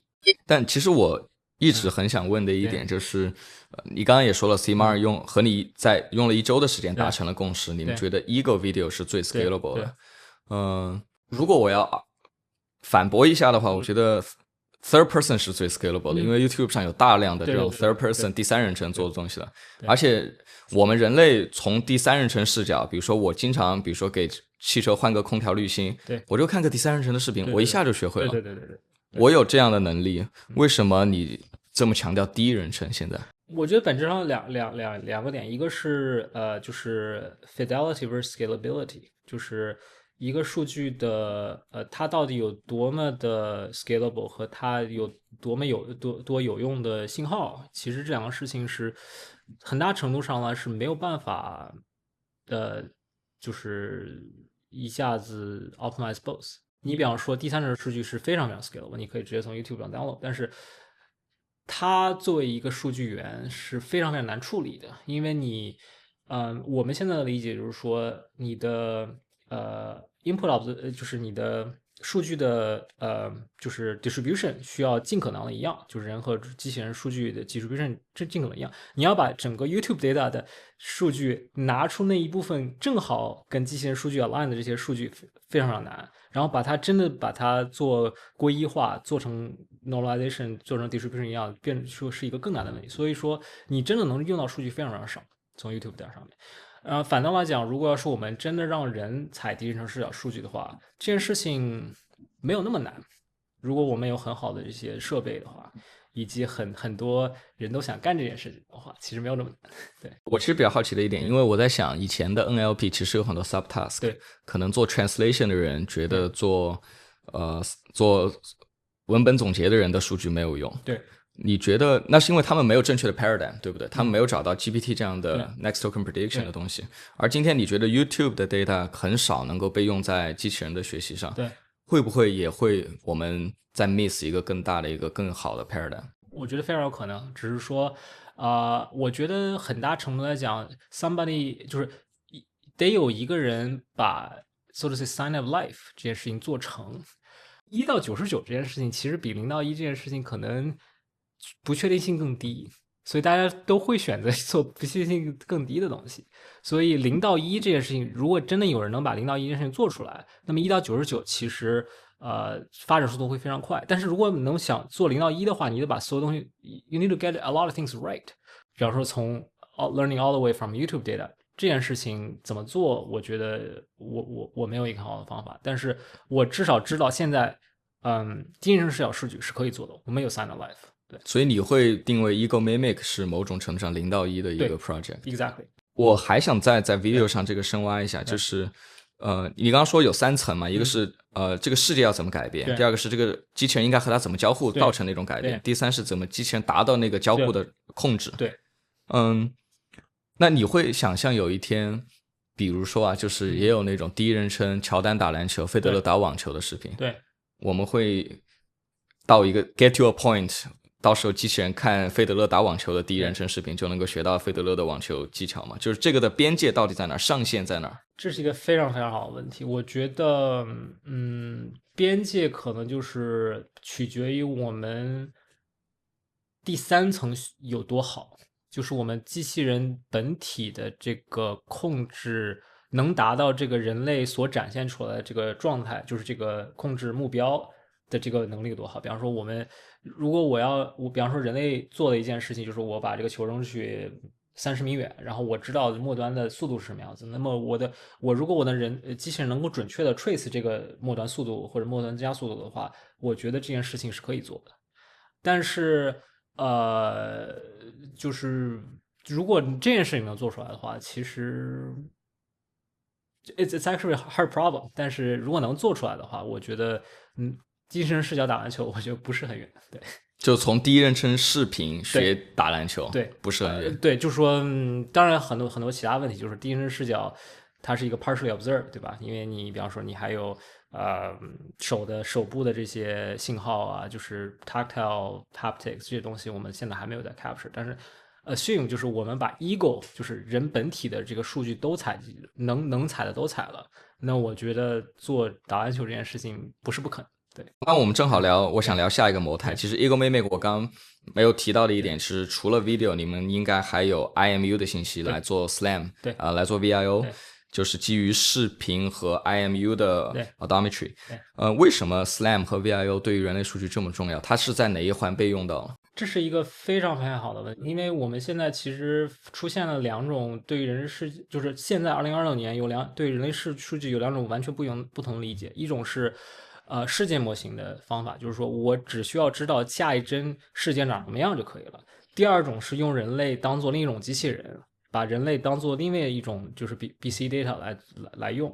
这2种用人类数据的方法是完全不一样的。就是第一种就是我只需要第一人称数据就可以了。视频数据就可以了。第二种是说我需要把人类动作以及就是比方说 tactile 这些所有的 input output， 就是人类作为一个方程，就是一个 function 的这么一个 input， 所有东西都要能 capture 尽量 capture。然后需要 capture， 比方说 action 的时候，我们就有一个问题，就是说它这个 action 到底是什么？现在，当你之前说的是 kinematics 是什么？就是你手或者说末端控制器在世界中的位置，对吧？那这个东西怎么取？那只能通过，比方说 hand pose estimation， 就是通过一人视角看你这个手的位置在哪里。那么，知道你的手在相机里面的位置还不够，因为你还得相机你也不知道在哪里，所以 IMU 和就是比方说 VIO 就是 Visual Inertial Odometry 是一个it comes in right， 因为 localize yourself 就是 localize the glass itself， 所以它就变得非常重要。所以这个 SLAM 是对于把人当机器人的这条技术路线非常重要。对，因为我们希望从人的数据里面尽可能多的挖掘action label。对 action labels。对。我觉得我有一个疑问，就是因为我总是在类比我是怎么学的，因为我觉得我看别人的 video， 学装家具也好，修车也好，我不需要它的 inertia， 我也不需要它很准的IMU 的信息。这个 gap 到底在哪儿？是因为我们现在的 video model 不够强，所以我们必须要加这种 action label。 SLAM 会不会只是一个过渡性的措施？在长期来看它可能不重要。我觉得有可能，我觉得，但是现在的范式就是我们现在推的这个范式，其实就是说拿人类的数据当做机器人的摇操数据来用，对吧？这件事情，如果你 extrapolate 这个范式的话，其实我们需要更加精细的这个 C estimation，而不是就是不需要的 C estimation， 对吧？但是如果要是你说人类数据另外一个范式，比方说人类数据只是告诉你怎么样做这件事情，你已经知道怎么样达到每一个状态，比方说他给你授了一个做了一顿饭，对吧？你每一个步骤你都知道怎么做的话，那其实是另外一种范式。对吧？那种范式可能不太需要这种精细的这种 C estimation，所以就是根据你的研究的你的自己的理论，可能会你需要的数据不一样。对，但你现在觉得你最相信的一个技术路线还是从人里面找 action label 做 behavior cloning？对，因为我觉得我坚信现在我们最缺的还是解决底层经济操作以及就是操作这方面，就是 manipulation 和 full body local manipulation 这件事情，我们还没有解决，所以人类数据是唯一 scalable enough to solve this problem 的数据源。对，我想再聊聊 SLAM， 因为 SLAM 是一个相当 traditional robotics 的一个 stack。对，可能今天做 robot learning 的人，大多数人是没有了解过怎么做 SLAM 的。但是呢 ，turns out SLAM 变得非常非常重要。你的一个 Twitter post 也聊到了这个。对，跟我们讲讲现在的 SLAM state of the art 在哪儿？对，为什么这么难？它的护城河到底在哪？SLAM state of art 在这些 VR 公司，比方说 Meta、Apple，以及少数 driving company。但是对于我们有用的这些 SLAM，比方说 sub-centimeter level 的 SLAM，只有在 VR 这些 AR、VR company 有。这件事情毋庸置疑的，对，就是他们已经搞了10年了。然后如果你看这个 Aria 他们自己发了一个 benchmark，就 city scale SLAM， 就是在一个城市规模的这个 SLAM， 就是 open 就是 academia 这些 SLAM pipeline 和他们差的真的就是太远了，就是你等于说是类似于像用VLM 跟这个 SIFT 比的这种感觉。就真的差这么远，对。我做过一个那个测试，就是我当时刚买 Apple Vision Pro，我带着它在大街上走，因为我在实时的 visualize 它那个 VIO，我走了2个 block 回来还在那儿。对 exactly， 就是我给你举个例子，就是 Project Aria 他们能做到什么程度？就SLAM 最重要的一个事情，其中一个很重要的事情就是它有6个摄像头，每个摄像头之间的关系你都需要非常稳定。但是作为一个眼镜，它可没有办法稳定，因为它会变形，对吧？然后它，比方说它根据你当天的气温也有关，就是它的镜头之间的关系也不一样。他们能做到就是 online calibration taking into consider temperature， 就是他们会有一个就是对于镜头和热效应之间的关系，然后根据这个关系来做 calibration。那这个事儿对你来说会不会某种程度上有点沮丧呢？因为你是非常希望 on full stack 的，你希望我们要把 human data 做好，肯定是要有这个东西的。对。但不幸的是，这些东西在 VR 的 company 里面，我觉得真的有很多人对这件事情感兴趣，以及去 capital investment 的话，我觉得这个事情是可以做的。对，就是没有，就是这是一个工程问题，这就是一个纯的工程问题，没有就是没有那些什么我需要 invent next GPT 就解决的问题，就是这个纯的工程问题。就是你觉得有钱有资源，我们花时间去磨细节，绝对是可以做出来的。而且就是说，现在有一个非常好的一点，就是说 learning based approach 它是一个 smooth ramp， 你的数据量好，你的 transfer 就好；你的数据差一点，它 transfer 差一点，它不是完全没有。好，我想聊第3个模态，人类数据的是触觉。对tactile， 这也是你本科的第一个 topic。对，我觉得想聊触觉的原因是，今天好像所有的 human data 的这些项目，触觉是缺失的一环。对。而对我们人类的操作来说，触觉又是一个可以说是，我不知道它和 vision 到底谁重要。对。就是我闭着眼睛，我也可以现在让这个笔；我闭着眼睛，我也可以把我的钱包拿出来。对。我们到底需要多大规模的触觉？你觉得触觉会是人类数据里面什么地位级别的数据？我觉得会是一个第2重要的数据，还是我觉得视频数据还是第1重要的。然后接下来我有一个数据模态，我其实一直没有很好的系统 study， 就是 wrist camera， 就是这个东西到底和就是你比方说你想象你在你的手腕上面挂了一个摄像头，然后摄像头看到你的手和这个物体之间的交互，它解决了就是 egocentric 很多的问题，就是说一国三税，你正在拿这个东西的时候，你可能很大程度上都被挡掉了，被自己的手挡掉了。但是如果你腕部有摄像头的话，你是可以看到你的手在做什么的。当你有这个摄像头以后，你还有多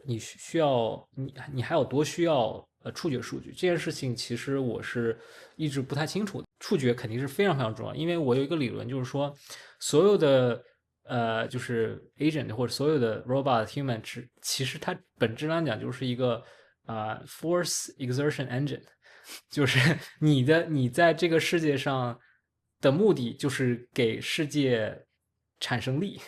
你产生的这个力改变了世界的状态，对吧？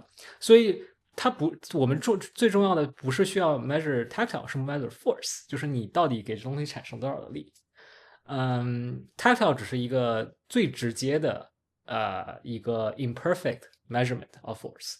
我特别好奇的是，触觉传感器到今天发展到什么地步了？有多 ready？ 我觉得，最大的问题是，就是太不统一了。所有人做的就是这个触觉都是触觉传感器都是不一样的，有太多不同的这种，就是 gel side， 就是这种光学的触觉传感器，然后有压感的，有电阻的，有这个磁场的，对吧？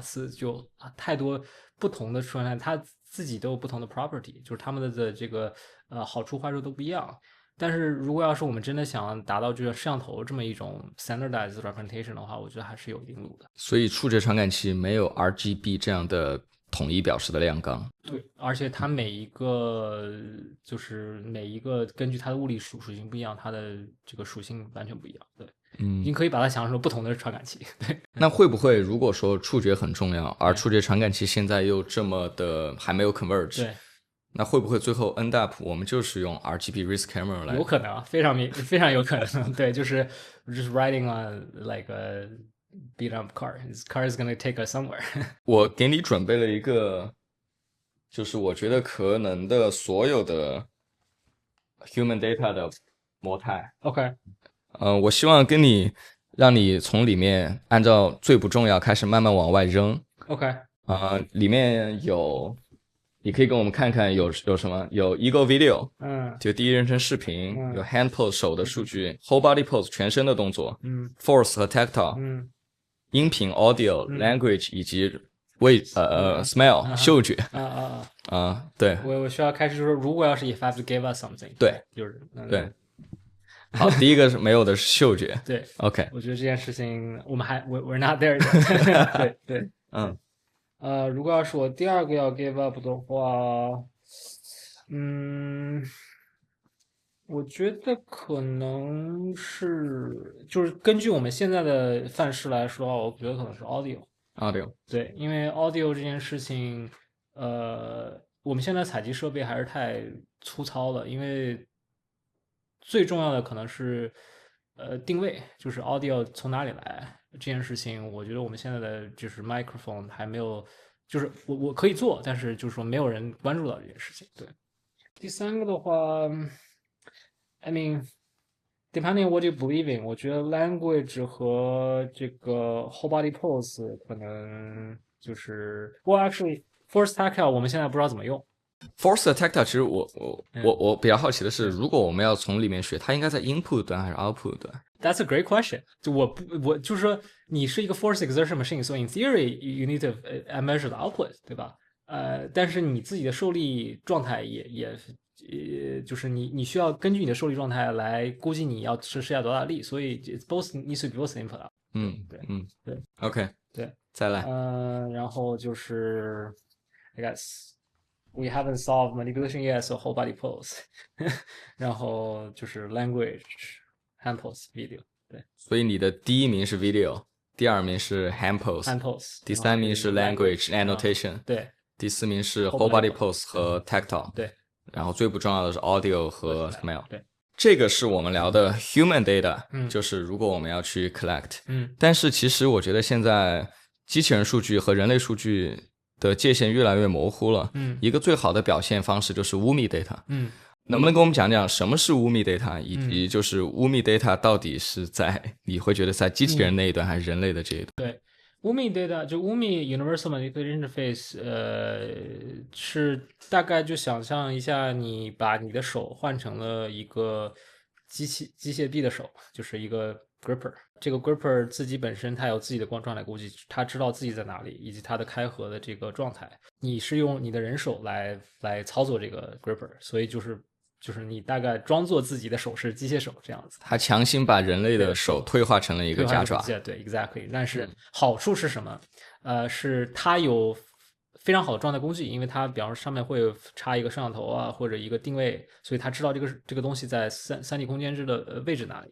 第二个就是说，这些 gripper 会直接被装在机器人上，所以它没有 embodiment gap，就是他们的数据采集和 deployment 之前是几乎没有 gap 的。对，在末端执行器上，碰撞模型上是没有的，但是有很大的 gap 是在本体，对吧？因为你的操作空间和机器的操作空间是不一样，你的手有很多。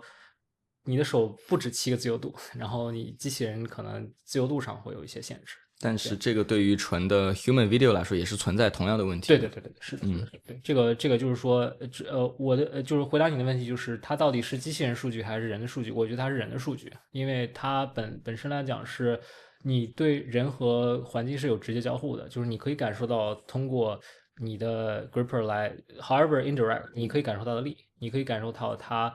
你有对这个就是这个手部这个东西极强的操控性，它没有一个 robot controller in between 来让它变得更indirect。假如说我们前面3个东西 teleop、UMI 和 human data 纯的那种 human data 不加 gripper 的，他们今天各自在这个领域有他们的重要地位。你会觉得随着时间会怎么变化？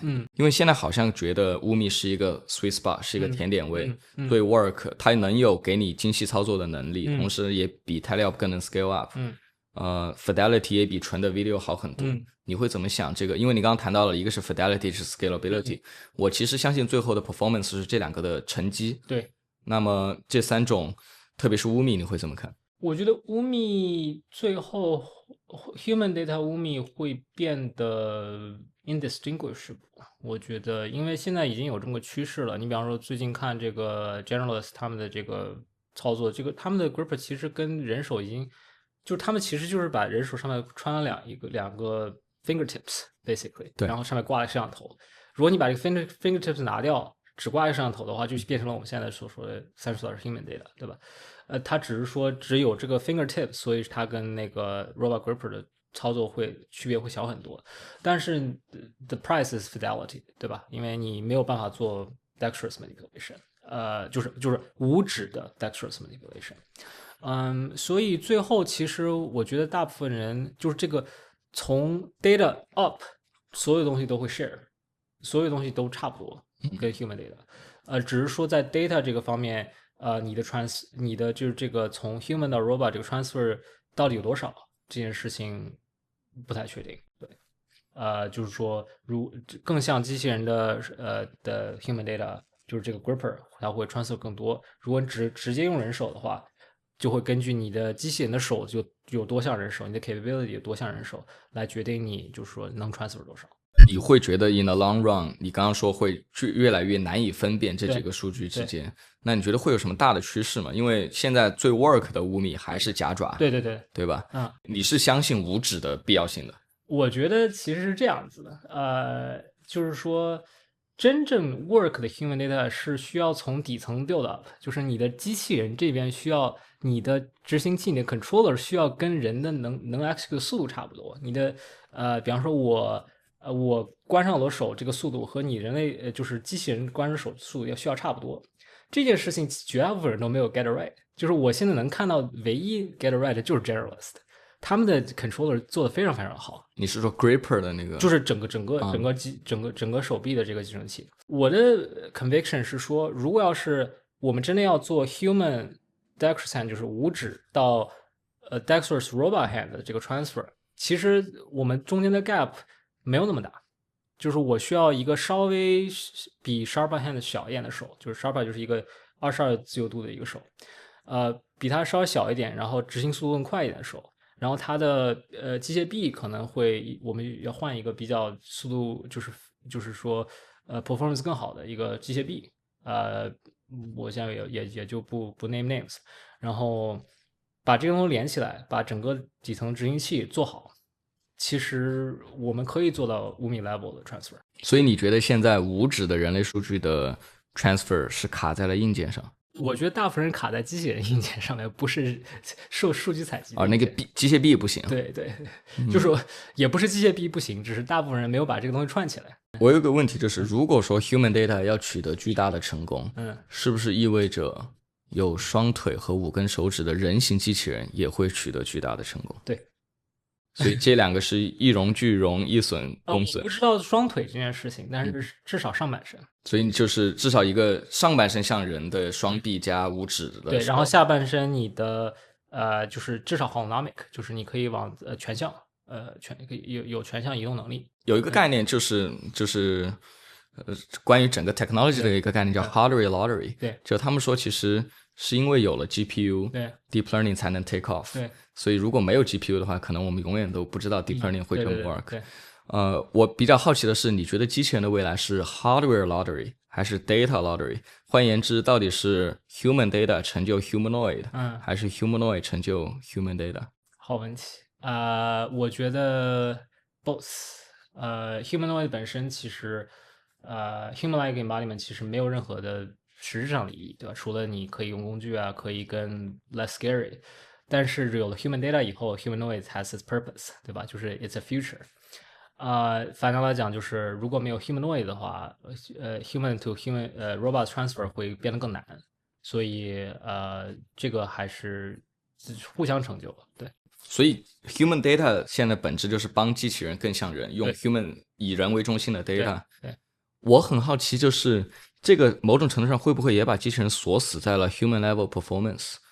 如果我们今天想造的是一个腰可以转无限转，手可以转无限转的一个 super humanoid，一个超人类的机器人，因为 human data 我们可能造不出这样的机器人，会有这样的风险吗？这是一个非常好的问题。我觉得两方面吧，一个是我们其实我退不来讲，我觉得操作就是机器操作或者说 teaching robot how to manipulate objects 这件事情其实只是 human data 的一部分。另外一部分我没有提到的其实是机器人和人之间的交互。这个如果要是我们把它想成是一个 learning problem， 就是 data driven problem 的话，你现在是完全没有办法通过摇操来采集这些数据的，只能通过人和人之间的交互来采集数据。所以另外一块就是 HRI， 就 human robot interaction 这一方面其实是一个人类数据的一个巨大空白。回来讲，就是这个到底有没有把锁死在这个human data，就是 humanoid 这个 embodiment， 我觉得倒也不至于。我觉得，因为其实 robotics 大家讲 null space， 就是说我只要我的 degree freedom 够多，我可以 dumb myself down to imitate a lower degree freedom system， 对吧？如果我比方说有20个自由度的手，我可以imitate 一个只有一个夹爪的手。所以我也不一定要用一个只有人类这么多机械自由度的这么一个人来 imitate human。我们可以有一个更多自由度的机器人，然后来模拟一个更少自由度的这么一个人，对吧？但是这样的话，我们可能就很难激发出他真正的潜力。对，所以我的感觉就是说，当我们 cross 这个 GPT-2、GPT-3 moment 以后，之后的RF fine tuning 可能就是可以提上议程，对吧？我们今天还是以人为中心的这种 data，像很多的 lab 也在，比如说 Yann LeCun 一直在 advocate， 就是说我们今天连松鼠都造不出来，squirrel level intelligence 我们都没有。那如果说从你的理论上来讲，如果我们要造乌鸦、松鼠、章鱼的智能，是不是也得给他们带上 sensor 才能造得出来？没有啊，we went directly for human level。这个 LLM 是 human level， 我们没有从这个松鼠和松鼠之间的交流开始做起，对吧？这是因为我们有人类数据所以才能造出来 LLM。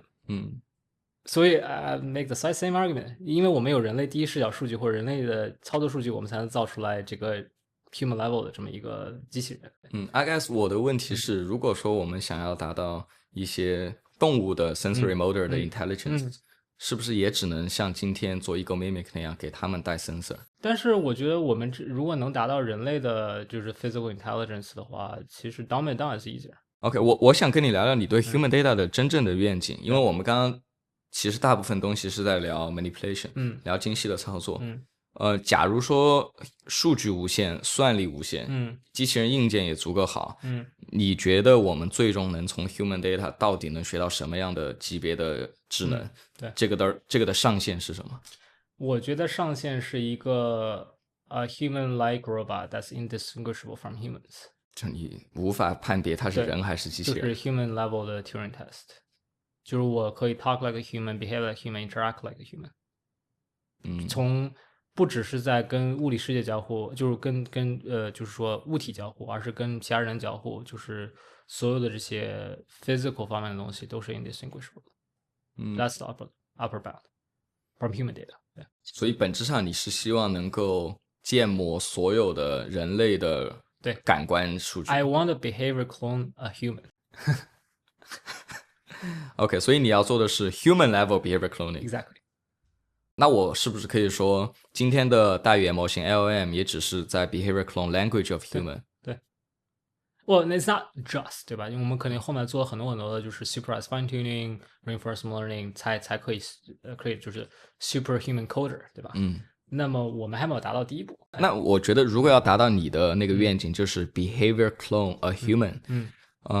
我们拿 language model 今天的发展现状来看，他们之所以能做到这一天，你在你的 Coral Talk 也讲了，他们是因为有 Internet，是因为他们有鼠标、键盘、触摸屏，大家打字变成 Internet 上面的 data。但 Internet、手机、电脑这种东西不是为了 train LLM 对打造的，但今天的 human data 是为了 train robot model 打造的。我们怎么达到像 language model 那样的 infrastructure？ 我觉得这个就是一个 life， 就是一个决定性的问题，就是这个 research 真的能走多久这问题，因为我们现在就是有很多公司，大概我现在数了可能100多家公司了吧，开始采集这些数据。为什么？是因为这件事情大家都觉得可以做，有前途，所以才开始有了这个数据。如果我们能继续往前推进，就是我们的这个 trajectory 是一个往上的这个角度，而且这个 gradient 还不错，那么会有更多的人来贡献这些数据。反倒来讲，如果我们长时间停滞，没有往前发展的话，那么贡献这些数据的人就会更少。I'm hopeful， 就是我觉得这件事情是有希望的，就是我们能在大家失去兴趣之前把这件事情做完。所以你现在对这个事儿的期待是你做的这个事儿 human data for robot learning 越来越 work， 对，导致越来越多的人也一起来做，对，导致越来越多的人愿意为这个数据付费，对，导致越来越多的数据公司在采更多的这样的数据，对。可能我觉得与之相比较的是language model、video model， 他们有 internet 和 YouTube 这样的东西，对他们来说，这样的数据是无心插柳柳成荫，对。而在你今天是非要把这个柳插出来，对。我最开始的愿景也是希望无心插柳，就是2024年我给那个 talk 的时候，我当时讲的就是说，之后我们这些什么 Meta Glass， 就是 Ray-Ban Glass 啊，这些就是 AI wearables they are going to have cameras, they are going to give a lot of this data。我当时想的也就是说 ，OK，in the next 5 years， 就是5年以后可能会有很多数据。但是没有想到，就是因为这件事情火了，所以有很多人来贡献这个数据，所以整个这个 timeline 就提前了。这么说吧，你本来想当的是配角，对，没想到 robot learning human data 变成主角了，对啊，你本来想吃的是可穿戴设备的红利，对，本来想等这个事儿，对，没想到这儿一下整个 community 开始，对啊 ，exactly， 对。那你对这个事儿，你刚说要做成，然后要 behavior clone human，你对这个事儿需要的数据量级、资金投入会有什么样的估计？因为我觉得它不会，绝对比 language model 需要的 data 更多，只会更多，只会更多。对，这个，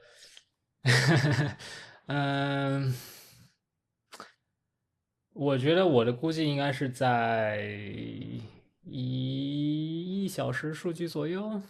1亿小时，对，就是100 million。100 million。对，而今天我觉得可能大家做的最大的我听说过最大一天数据大概是在10万小时到20万小时之间。那如果有一个很有钱的公司把所有人的数据都买一买，可能能凑个几 million 出来。可以凑出来大概1到2 million 高质量的数据。对，那我们要到那儿还有100倍，还有100倍，听起来100倍也不是很多。也不是很多，对，可以做成，对，所以后来可能就是数据传输带宽的问题了，和数据存储的问题，然后这些 management explore 就是 filter acceleration 这些基础 infrastructure 的问题。这个有个问题是，language model 也好 ，video model 也好，他们是比如说有他们的 representation，有 MP4 这样的东西也好，human data 今天还没有，对吧？我们连什么模态、什么传感器都没有对 converge。对。那如果我们直接 push for 要1亿个小时的数据，这个本质上是有可能最后变成浪费。对，是完全没有问题。对，这件事情也是，我现在就是在感觉就是一辆高速前行的火车然后有前面人在搭这个 train 搭铁轨，搭铁轨。对，其实就是本身来讲就是这个样子。对，就是有几个 lab 在前面疯狂搭铁轨，然后后面就是所有的资本就开始就是往那个车里面加油加柴。对，对，其实我还注意到你经常强调的 human data， 你一直说的是我们希望有不经意的 human data， 而不是说专门为你这个 task 机器人这个 task 采集的 human data。为什么？因为我觉得，人类的 physical intelligence 很多程度上是我们不会想这件事情，就是我们做一件事情，比方说我用脚开门，或者用手肘把这个抽屉关上，或者说是怎么样把一个东西拿起来不把另外一个东西碰倒，这件事情其实没有办法 demonstrate， 就是你在正常的你的生活中会做这些事情，但是你真的让比方说找一个数据采集公司，给你这么多任务让你做，那你其实做的时候可能就会把这些 physical intelligence rich 的这些 interaction 变少，因为你需要 optimize for the task completion， 对吧？所以我觉得最后这个范式可能是 something in between， 就是我们可能需要一些故意采集的数据来就是 show something is possible， 然后大部分采集数据可能还是就是 daily life， 然后最后会变成一个像比方说 Tesla 要解决的问题就是 data filtering， 就是什么样的数据是重要的，我们再把这个数据拿出来，然后再学模型。对，但这个麻烦的一点是，今天的 human data 的这种供应商，对，它就是为你服务的。你让他采不经意的数据，他也不知道怎么给你采。所以就是这些，就是我们 research 的重要性，就是我们如果经验能证明不经意的数据有用，那就会很多人来采集这些不经意的数据，对吧？我就在想，其实我有很多不经意的数据，可能对你来说 robot learning 没有任何意义。比如说我颈椎不好，对，我就喜欢这样。对。那这个怎么办？就是我在对，就是 filtering 的问题，对吧？就有一些 filtering 的问题你比方说。而且就很多 modeling， 就是你真的想，你细想这个 how do you behavior cloning human 这件事情是非常非常难的。就是你比方说我在做菜，我突然扭头看一下表，为什么要看表，对吧？这个东西到底要不要 clone？ 因为我不知道时间，机器人是知道时间的，我们要不要 clone 这个 action，对吧？这个所有的东西都是一件，就是真的一个 behavior clone agent 是一件非常非常难的事情，对。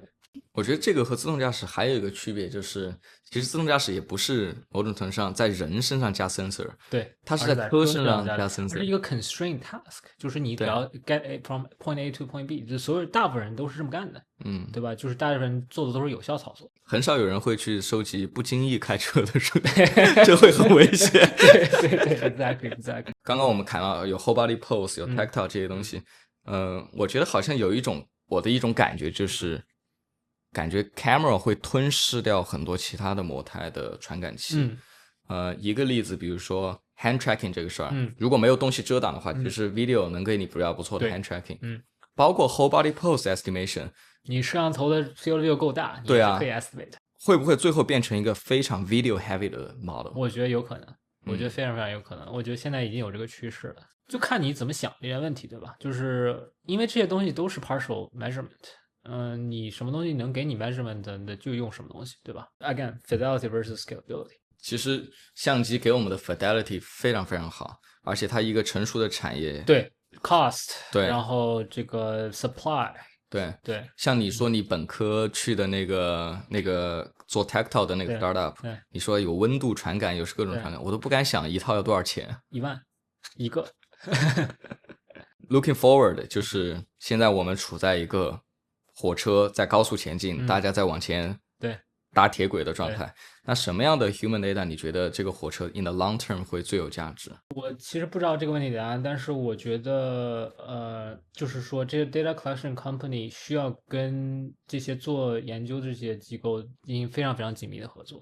就比方说，我们 GT Lab，我们需要数据来做研究，然后他们也需要知道什么样的数据有用，所以这是一个非常互补的关系。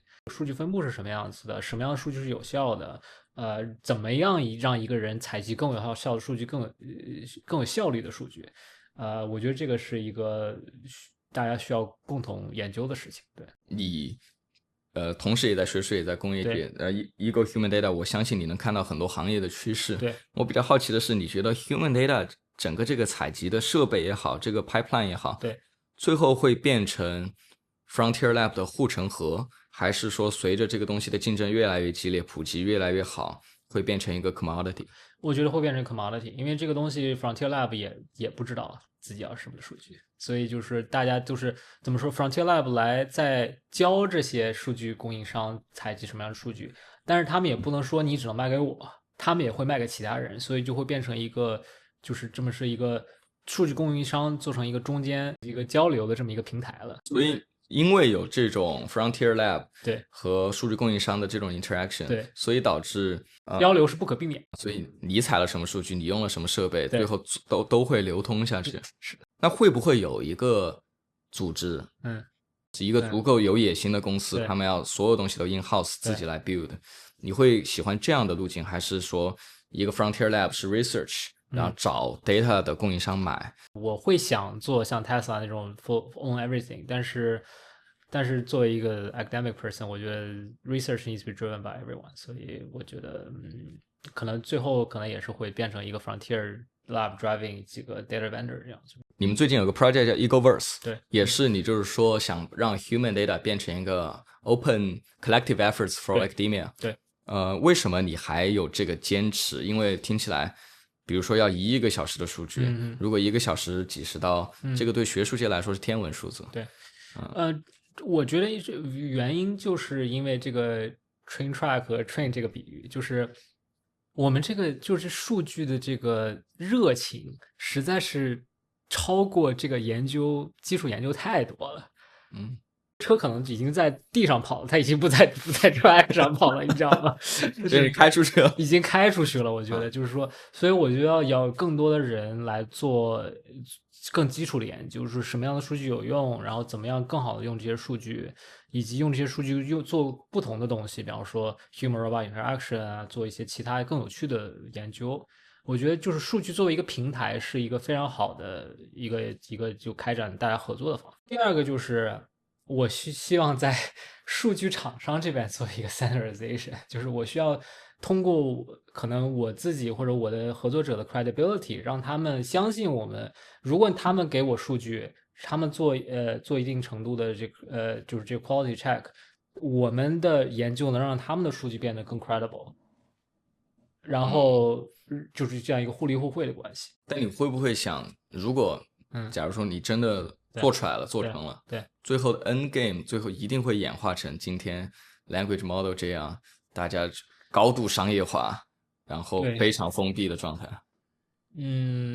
我觉得对吧？我觉得真的要1亿小时数据的话，没有办法一个 open science 这么一个。你像之前这些就是做什么这些 open science language model 这些东西，后来其实也没有特别的成功，对吧？其实也就是这么因为需要一个高度集团化运作，一个 capital driven 这么一个东西来促成这件事情产生。虽然可能最后结果没有那么。可能不会像我预想的那么好，但是我觉得还是需要尝试的。某种程度上，你的成功就等于你的失败。对，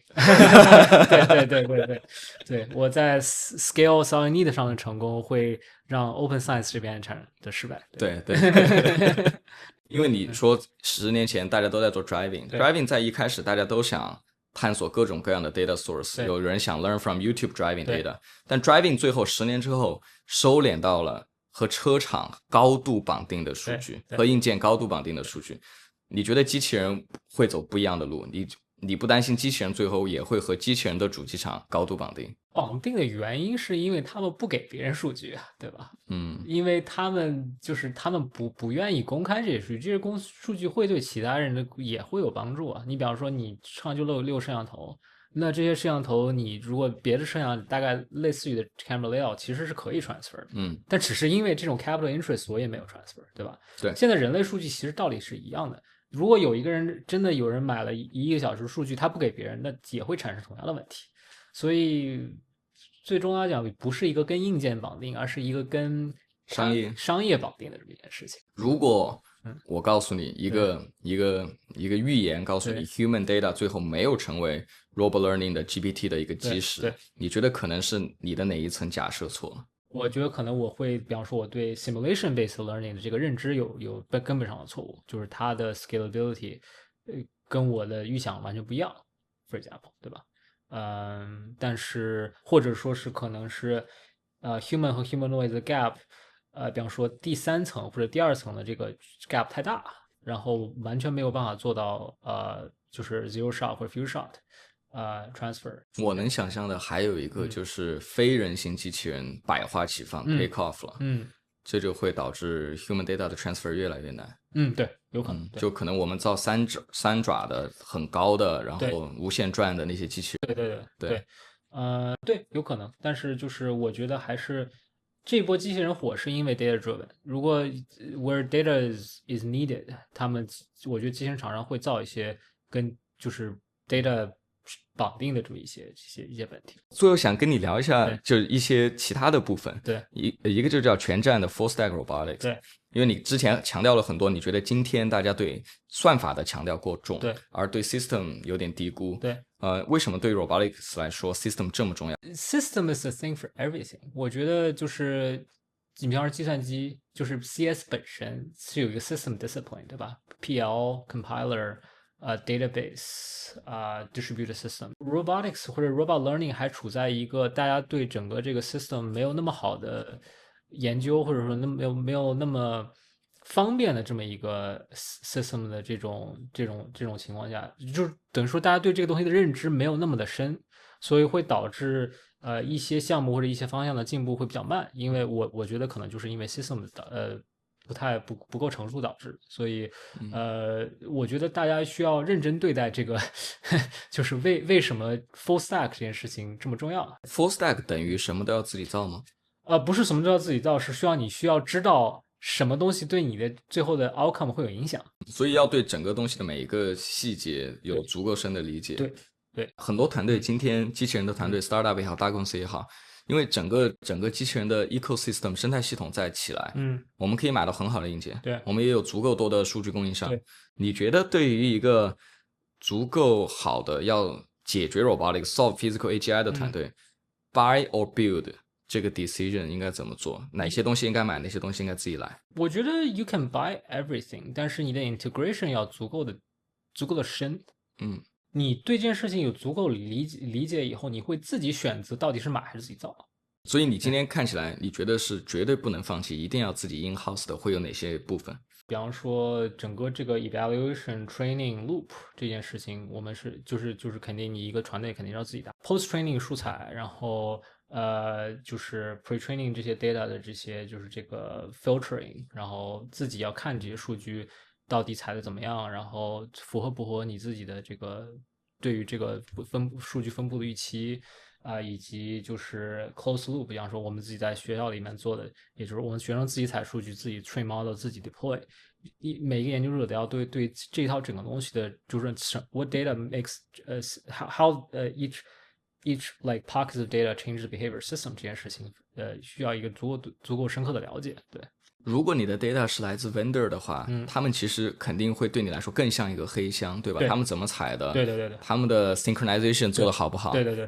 那这个会不会是一个挑战？如果你要做到1个小时，对，这是一个很大很大的挑战。我觉得，对，就是当然，我觉得很多人都在 struggle with this。对，最后我想和你聊聊 modeling。对，这个是我们今天其实整个 community 聊的最多的地方，world model 啊，或者 VLA 啊。但是，我想从 human data 这个角度来聊，因为我觉得每一种 data 对于 modeling 有自己的 inductive bias。你的 human data 如果取得巨大的成功，它会偏好什么样的 modeling method？ 我觉得 long context 这是一个非常非常重要的事情。Again, like what I said， 就是你如果要是你要解释，就是 behavior cloning human 这件事情，其实是你用你的 context 来解释你的 action 的这么一个问题，对吧？对，所以你没有足够多的 context， 你没有办法解释这个 action， 你只是把它当做一个 very broad distribution， 对吧？你可以干 A， 也可以干 B， 因为你没有足够的context 来理解为什么他要干这件事情。你刚刚说的 human 的这个 model human data 对应的 foundation model， 它是一个 system 2 model 还是 system 1 model？ 都应该用 human data 来 train。对，你会考虑这其中的 interface 会是什么吗？ We need a new language 就是我现在想的一点是，你就想一个不会说话的人，他做就是正常跟物理世界交互，他是不会用一个 system 2 system 1或者 language as system 2 system 1这种事情来解释他自己的行为的，对吧？他规划和操作这两件事情可能在一个另外的一个空间里面做的，但是这个空间是什么，我现在完全没有 clue。也许那个空间就是得用 human data 学出来。Exactly， 对，我们需要就是 learn from scratch this space。就是我觉得就是 system 1 system 2现在 we're taking this quite literally， 因为我们有一个 LLM， 但是我觉得 again 就是我觉得 LLM grounding 到 action 这件事情其实距离太远了。我觉得我们如果有足够多的数据的话，我们可以就是从头推导。你的一个 slides 里面，你介绍到了一个叫 Betty the Crow， 这一个乌鸦的一个 behavior。你觉得今天的机器人系统距离它的智能差多少？差在什么地方？太远了。就是 Betty the Crow 是一个非常著名的实验，就是有一个乌鸦，然后研究者发现它可以通过用工具来就是它有几个长短不一的一个管子，然后里面有一些工具，然后它会通一个管子里掏一个工具，够另外一个管子里的工具，再够另外一个管子里的工具，直到最后把一个实物够出来。这个东西他是第一次看到，他之前没有见过这个人物。我觉得现在机器人对于这种程度的规划，可能还是非常非常远。如果真的你是说让它 zero shot， 如果我们没有之前跟这个system 做过任何的 pre-training， 就是这种类型任务的 pre-training 的话，我觉得差得非常非常远。因为我觉得这种问题还是处在一个就是通过你自己系统里的 component 来产生一个新的解法的这种能力。现在看来，我见到最多的可能就是不一样的颜色的杯子，我可以把它拿起来倒水，这样对吧？所以就我觉得差的还蛮远。以及 Betty Crow 这种 task， 我们 RL overfit 一个肯定能可以 overfit， 但是 generalization 我觉得对。但是最后我想和你聊聊你作为教授在 Georgia Tech 以及对未来的一些展望。你觉得你当上教授之后，你现在是哪种 advising style 的导师？我觉得是在非常 hands on 和比较 hands off 之间反复横跳。有些东西我真的想自己干，有些东西我真的让学生自己做一些 open-ended exploration， 然后只做了就是大概不到4年吧，不到4年教授，我觉得这个度我可能还在探索当中。对，但是真的就是有些东西我真的想 push forward， 我真的会就想自己干。对，比如说 Ego Mimic 里面，对 Ego Mimic 真的就是自己干了。你当时干了造了那个机器人，对，然后我还自己做了一个 gripper， 我自己在暑假自己在家里弄了一个 3D printer， 自己 design 了一个 gripper， 因为之前它那个夹爪坏太多次了，所以我自己做了一个，自己造了一个。对，然后我直接有天给学生拿这个用这个了。但你对一线的 engineering 还是有很浓厚的兴趣的。certain part of it， 就是我觉得跟硬件越硬件相关，我越感兴趣。对对，就是我会就是两个极端吧，就是完全是算法这方面我也感兴趣，就是有一些非常顶层的设计这种我非常感兴趣。然后跟硬件非常相关的东西，就是做 control 啊、选硬件啊，做这种我也非常感兴趣。中间的东西我可能会比较让学生自己来做。你是更享受哪一种？就是 IC 的自己写代码实践的，还是 manager 的 faculty 这样的？我觉得可能会比较享受，嗯，the freedom，就是这个，我可以选择自己做什么，这根据项目不一样。但是我还是比较喜欢，就是可以让自己的这个一个 vision 来，就是有一些人能帮我来做这件事情。对某种程度上，那你应该一直都挺享受的，感觉你从对本科到 PhD 到现在这样说，一直都在做自己想做的。对，然后现在有人帮我做想做的事情，那更好了，对吧？所以你是很难有一个像单飞这样的 PhD 在你的 lab 的。哦，对，我这件事情，我这件事情就是我跟我老婆讨论好几次，就是 I will be a very terrible student，就是我完全不想招自己。对，你现在在 lab 里面有什么你坚持的价值观和要求？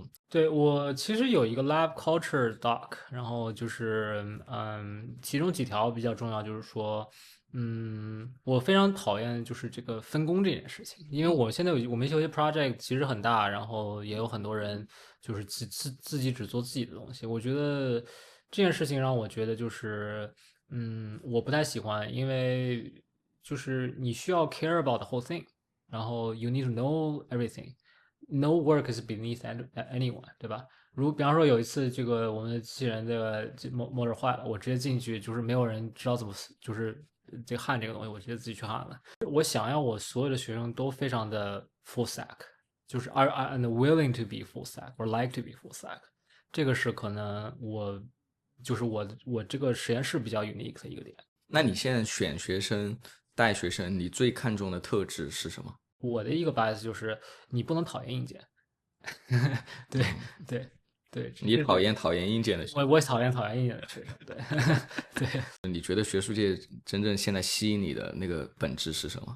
我一直对这个 thought leadership 这件事情很有，就是我就很看重这件事情，就是可能最开始菲菲跟我讲的，就是 academia 最终要达到的是一个 oversized impact。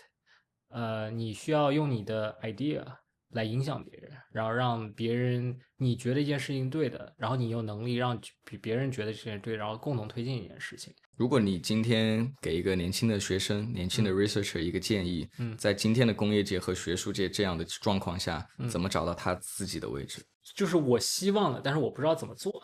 我希望这个学生能够，尽早的培养自己的 taste，就是自己觉得什么是对的，什么是不对的，或者是自己相信什么，不相信什么，然后尽早的把自己的这些对于整个系统理解做出来，就是不要一个项目不要只 care about one thing，然后就是最开始的时候尽可能做一些比较 full stack 的东西，然后到第二年以后，你就开始选择你到底是想就是做一些比较 open ended 的问题呢，还是说我就是想把一个问题做了，就是我把一个问题解决了，或者说是我想比方说跟工业界一些合作，然后把一些工业界的东西做得更加rigorous 一点。对，我觉得就是说这个基础一样打好。你觉得今年读 PhD 的2026年读 PhD 做 robotics 比10年前你们那一波2016年左右做 robotics research 是更难了还是更简单？更难，就是这个因为 FOMO 的情绪太高了。我觉得现在就是真的，你不跟主流有连接的话，可能就会真的觉得会被 left out。所以你培养 taste，其实是你需要真的能够想清楚一件事情大家为什么要做它，然后想清楚很多不同的路大家为什么做它或者不做它，对吧？你有这个耐心，为什么有这个耐心？是因为可能没有一个就 winner takes all 的这么一个状态，对吧？但是现在 clearly 就是在业界可能有一个 winner，就是有一个 winner，对吧？Currently there's a winner，所以大家可能会没有那么大的耐心来培养自己的 taste。对，我觉得可能这件事情会变得更难。对，但是反倒来讲， resource 变多了，然后就是这些工具变多了，有 cloud code 这些东西可能让你研究变得更加简单一些，所以嗯，就是专注变难了，然后做成一件事情，if you choose correctly，对，it's much easier to do something better。关于 taste，我觉得你是怎么判断？随着过去10多年的旅程，你是怎么判断一个方向只是看起来重要，还是真的会改变领域？你自己内部的一个 internal test 的那种机制长什么样？我是一个比较 evidence based 的人，就是我需要看到一件事情 show in the sign of life，我才会比较相信它。就是我不会，就是说当然有些两种可能性吧，一种是 first principle，就是这种事情肯定会发生；另外一种就是说这件事情我已经看到它有一些 in the sign of life 了，我才会比较相信它这件事情。但是 taste 这件事情跟这个又我觉得不是特别一样。我觉得 taste 可能就是对于一个你要研究什么样的问题的这么一个选择度。我觉得我不是说我有很好的 taste，我只是觉得 taste 这件事情非常重要。我比方说我现在有一个非常 practical taste，我这个跟我 PhD 的时候完全不一样。我也不是说我现在 taste 很好，只是说就是说，我觉得 taste 对你一个人的研究实在是太重要了。对，对，它导致了你做什么样的research。对，那你自己 personal 你的 career goal 是什么？我其实没有什么目标，我只是想有朝一日能看到robotics 就是这个就是能达到 GP3 moment。这不是我自己的目标，而是说需要我能尽我自己微薄的力量把这件事情促成这件事情发展，我当然很开心了。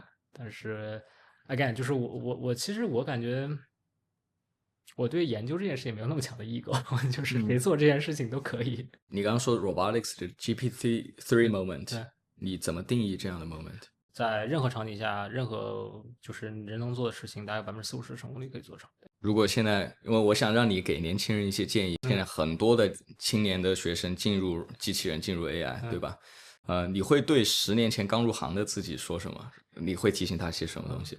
我觉得多看一些好的人的这个研究的轨迹，就是他为什么你理解一下一些比较好的你喜欢的一些研究者，他为什么做他们的事情，而不是说他们做了什么。对，我觉得这件事情我觉得是最重要的。因为其实你是在学习它的 gradient，不是在学习它的这个 trajectory。然后，如果你能真的想清楚他为什么做这件事，就是你理解的版本的话，那么你也会对你自己的研究会有一个比较更清晰的认知。如果要真的就是说你真的想做 robotics 的话，真的就是 treat robotics like robotics，就是你不能把一些东西说这个东西不是 robotics，就比方说这个控制这方面不是 robotics，hardware 不是 robotics，或者说是之前做的一些东西，比方说 planning 不是 robotics，然后做 object detection 不是 robotics，对吧？这些东西其实都是 robotics。很多人会把方法和问题混淆在一起，就是你要解决的是一个问题，然后你有很多不同的方法，你不一定要。所有人都用一个方法解决这个问题，不应该代表这个方法就是这个问题，或者这个问题就是这个方法。好，单飞，感谢你的时间。就是，在这个时间节点，我们做了这期播客，然后这个播客会一直留在这里。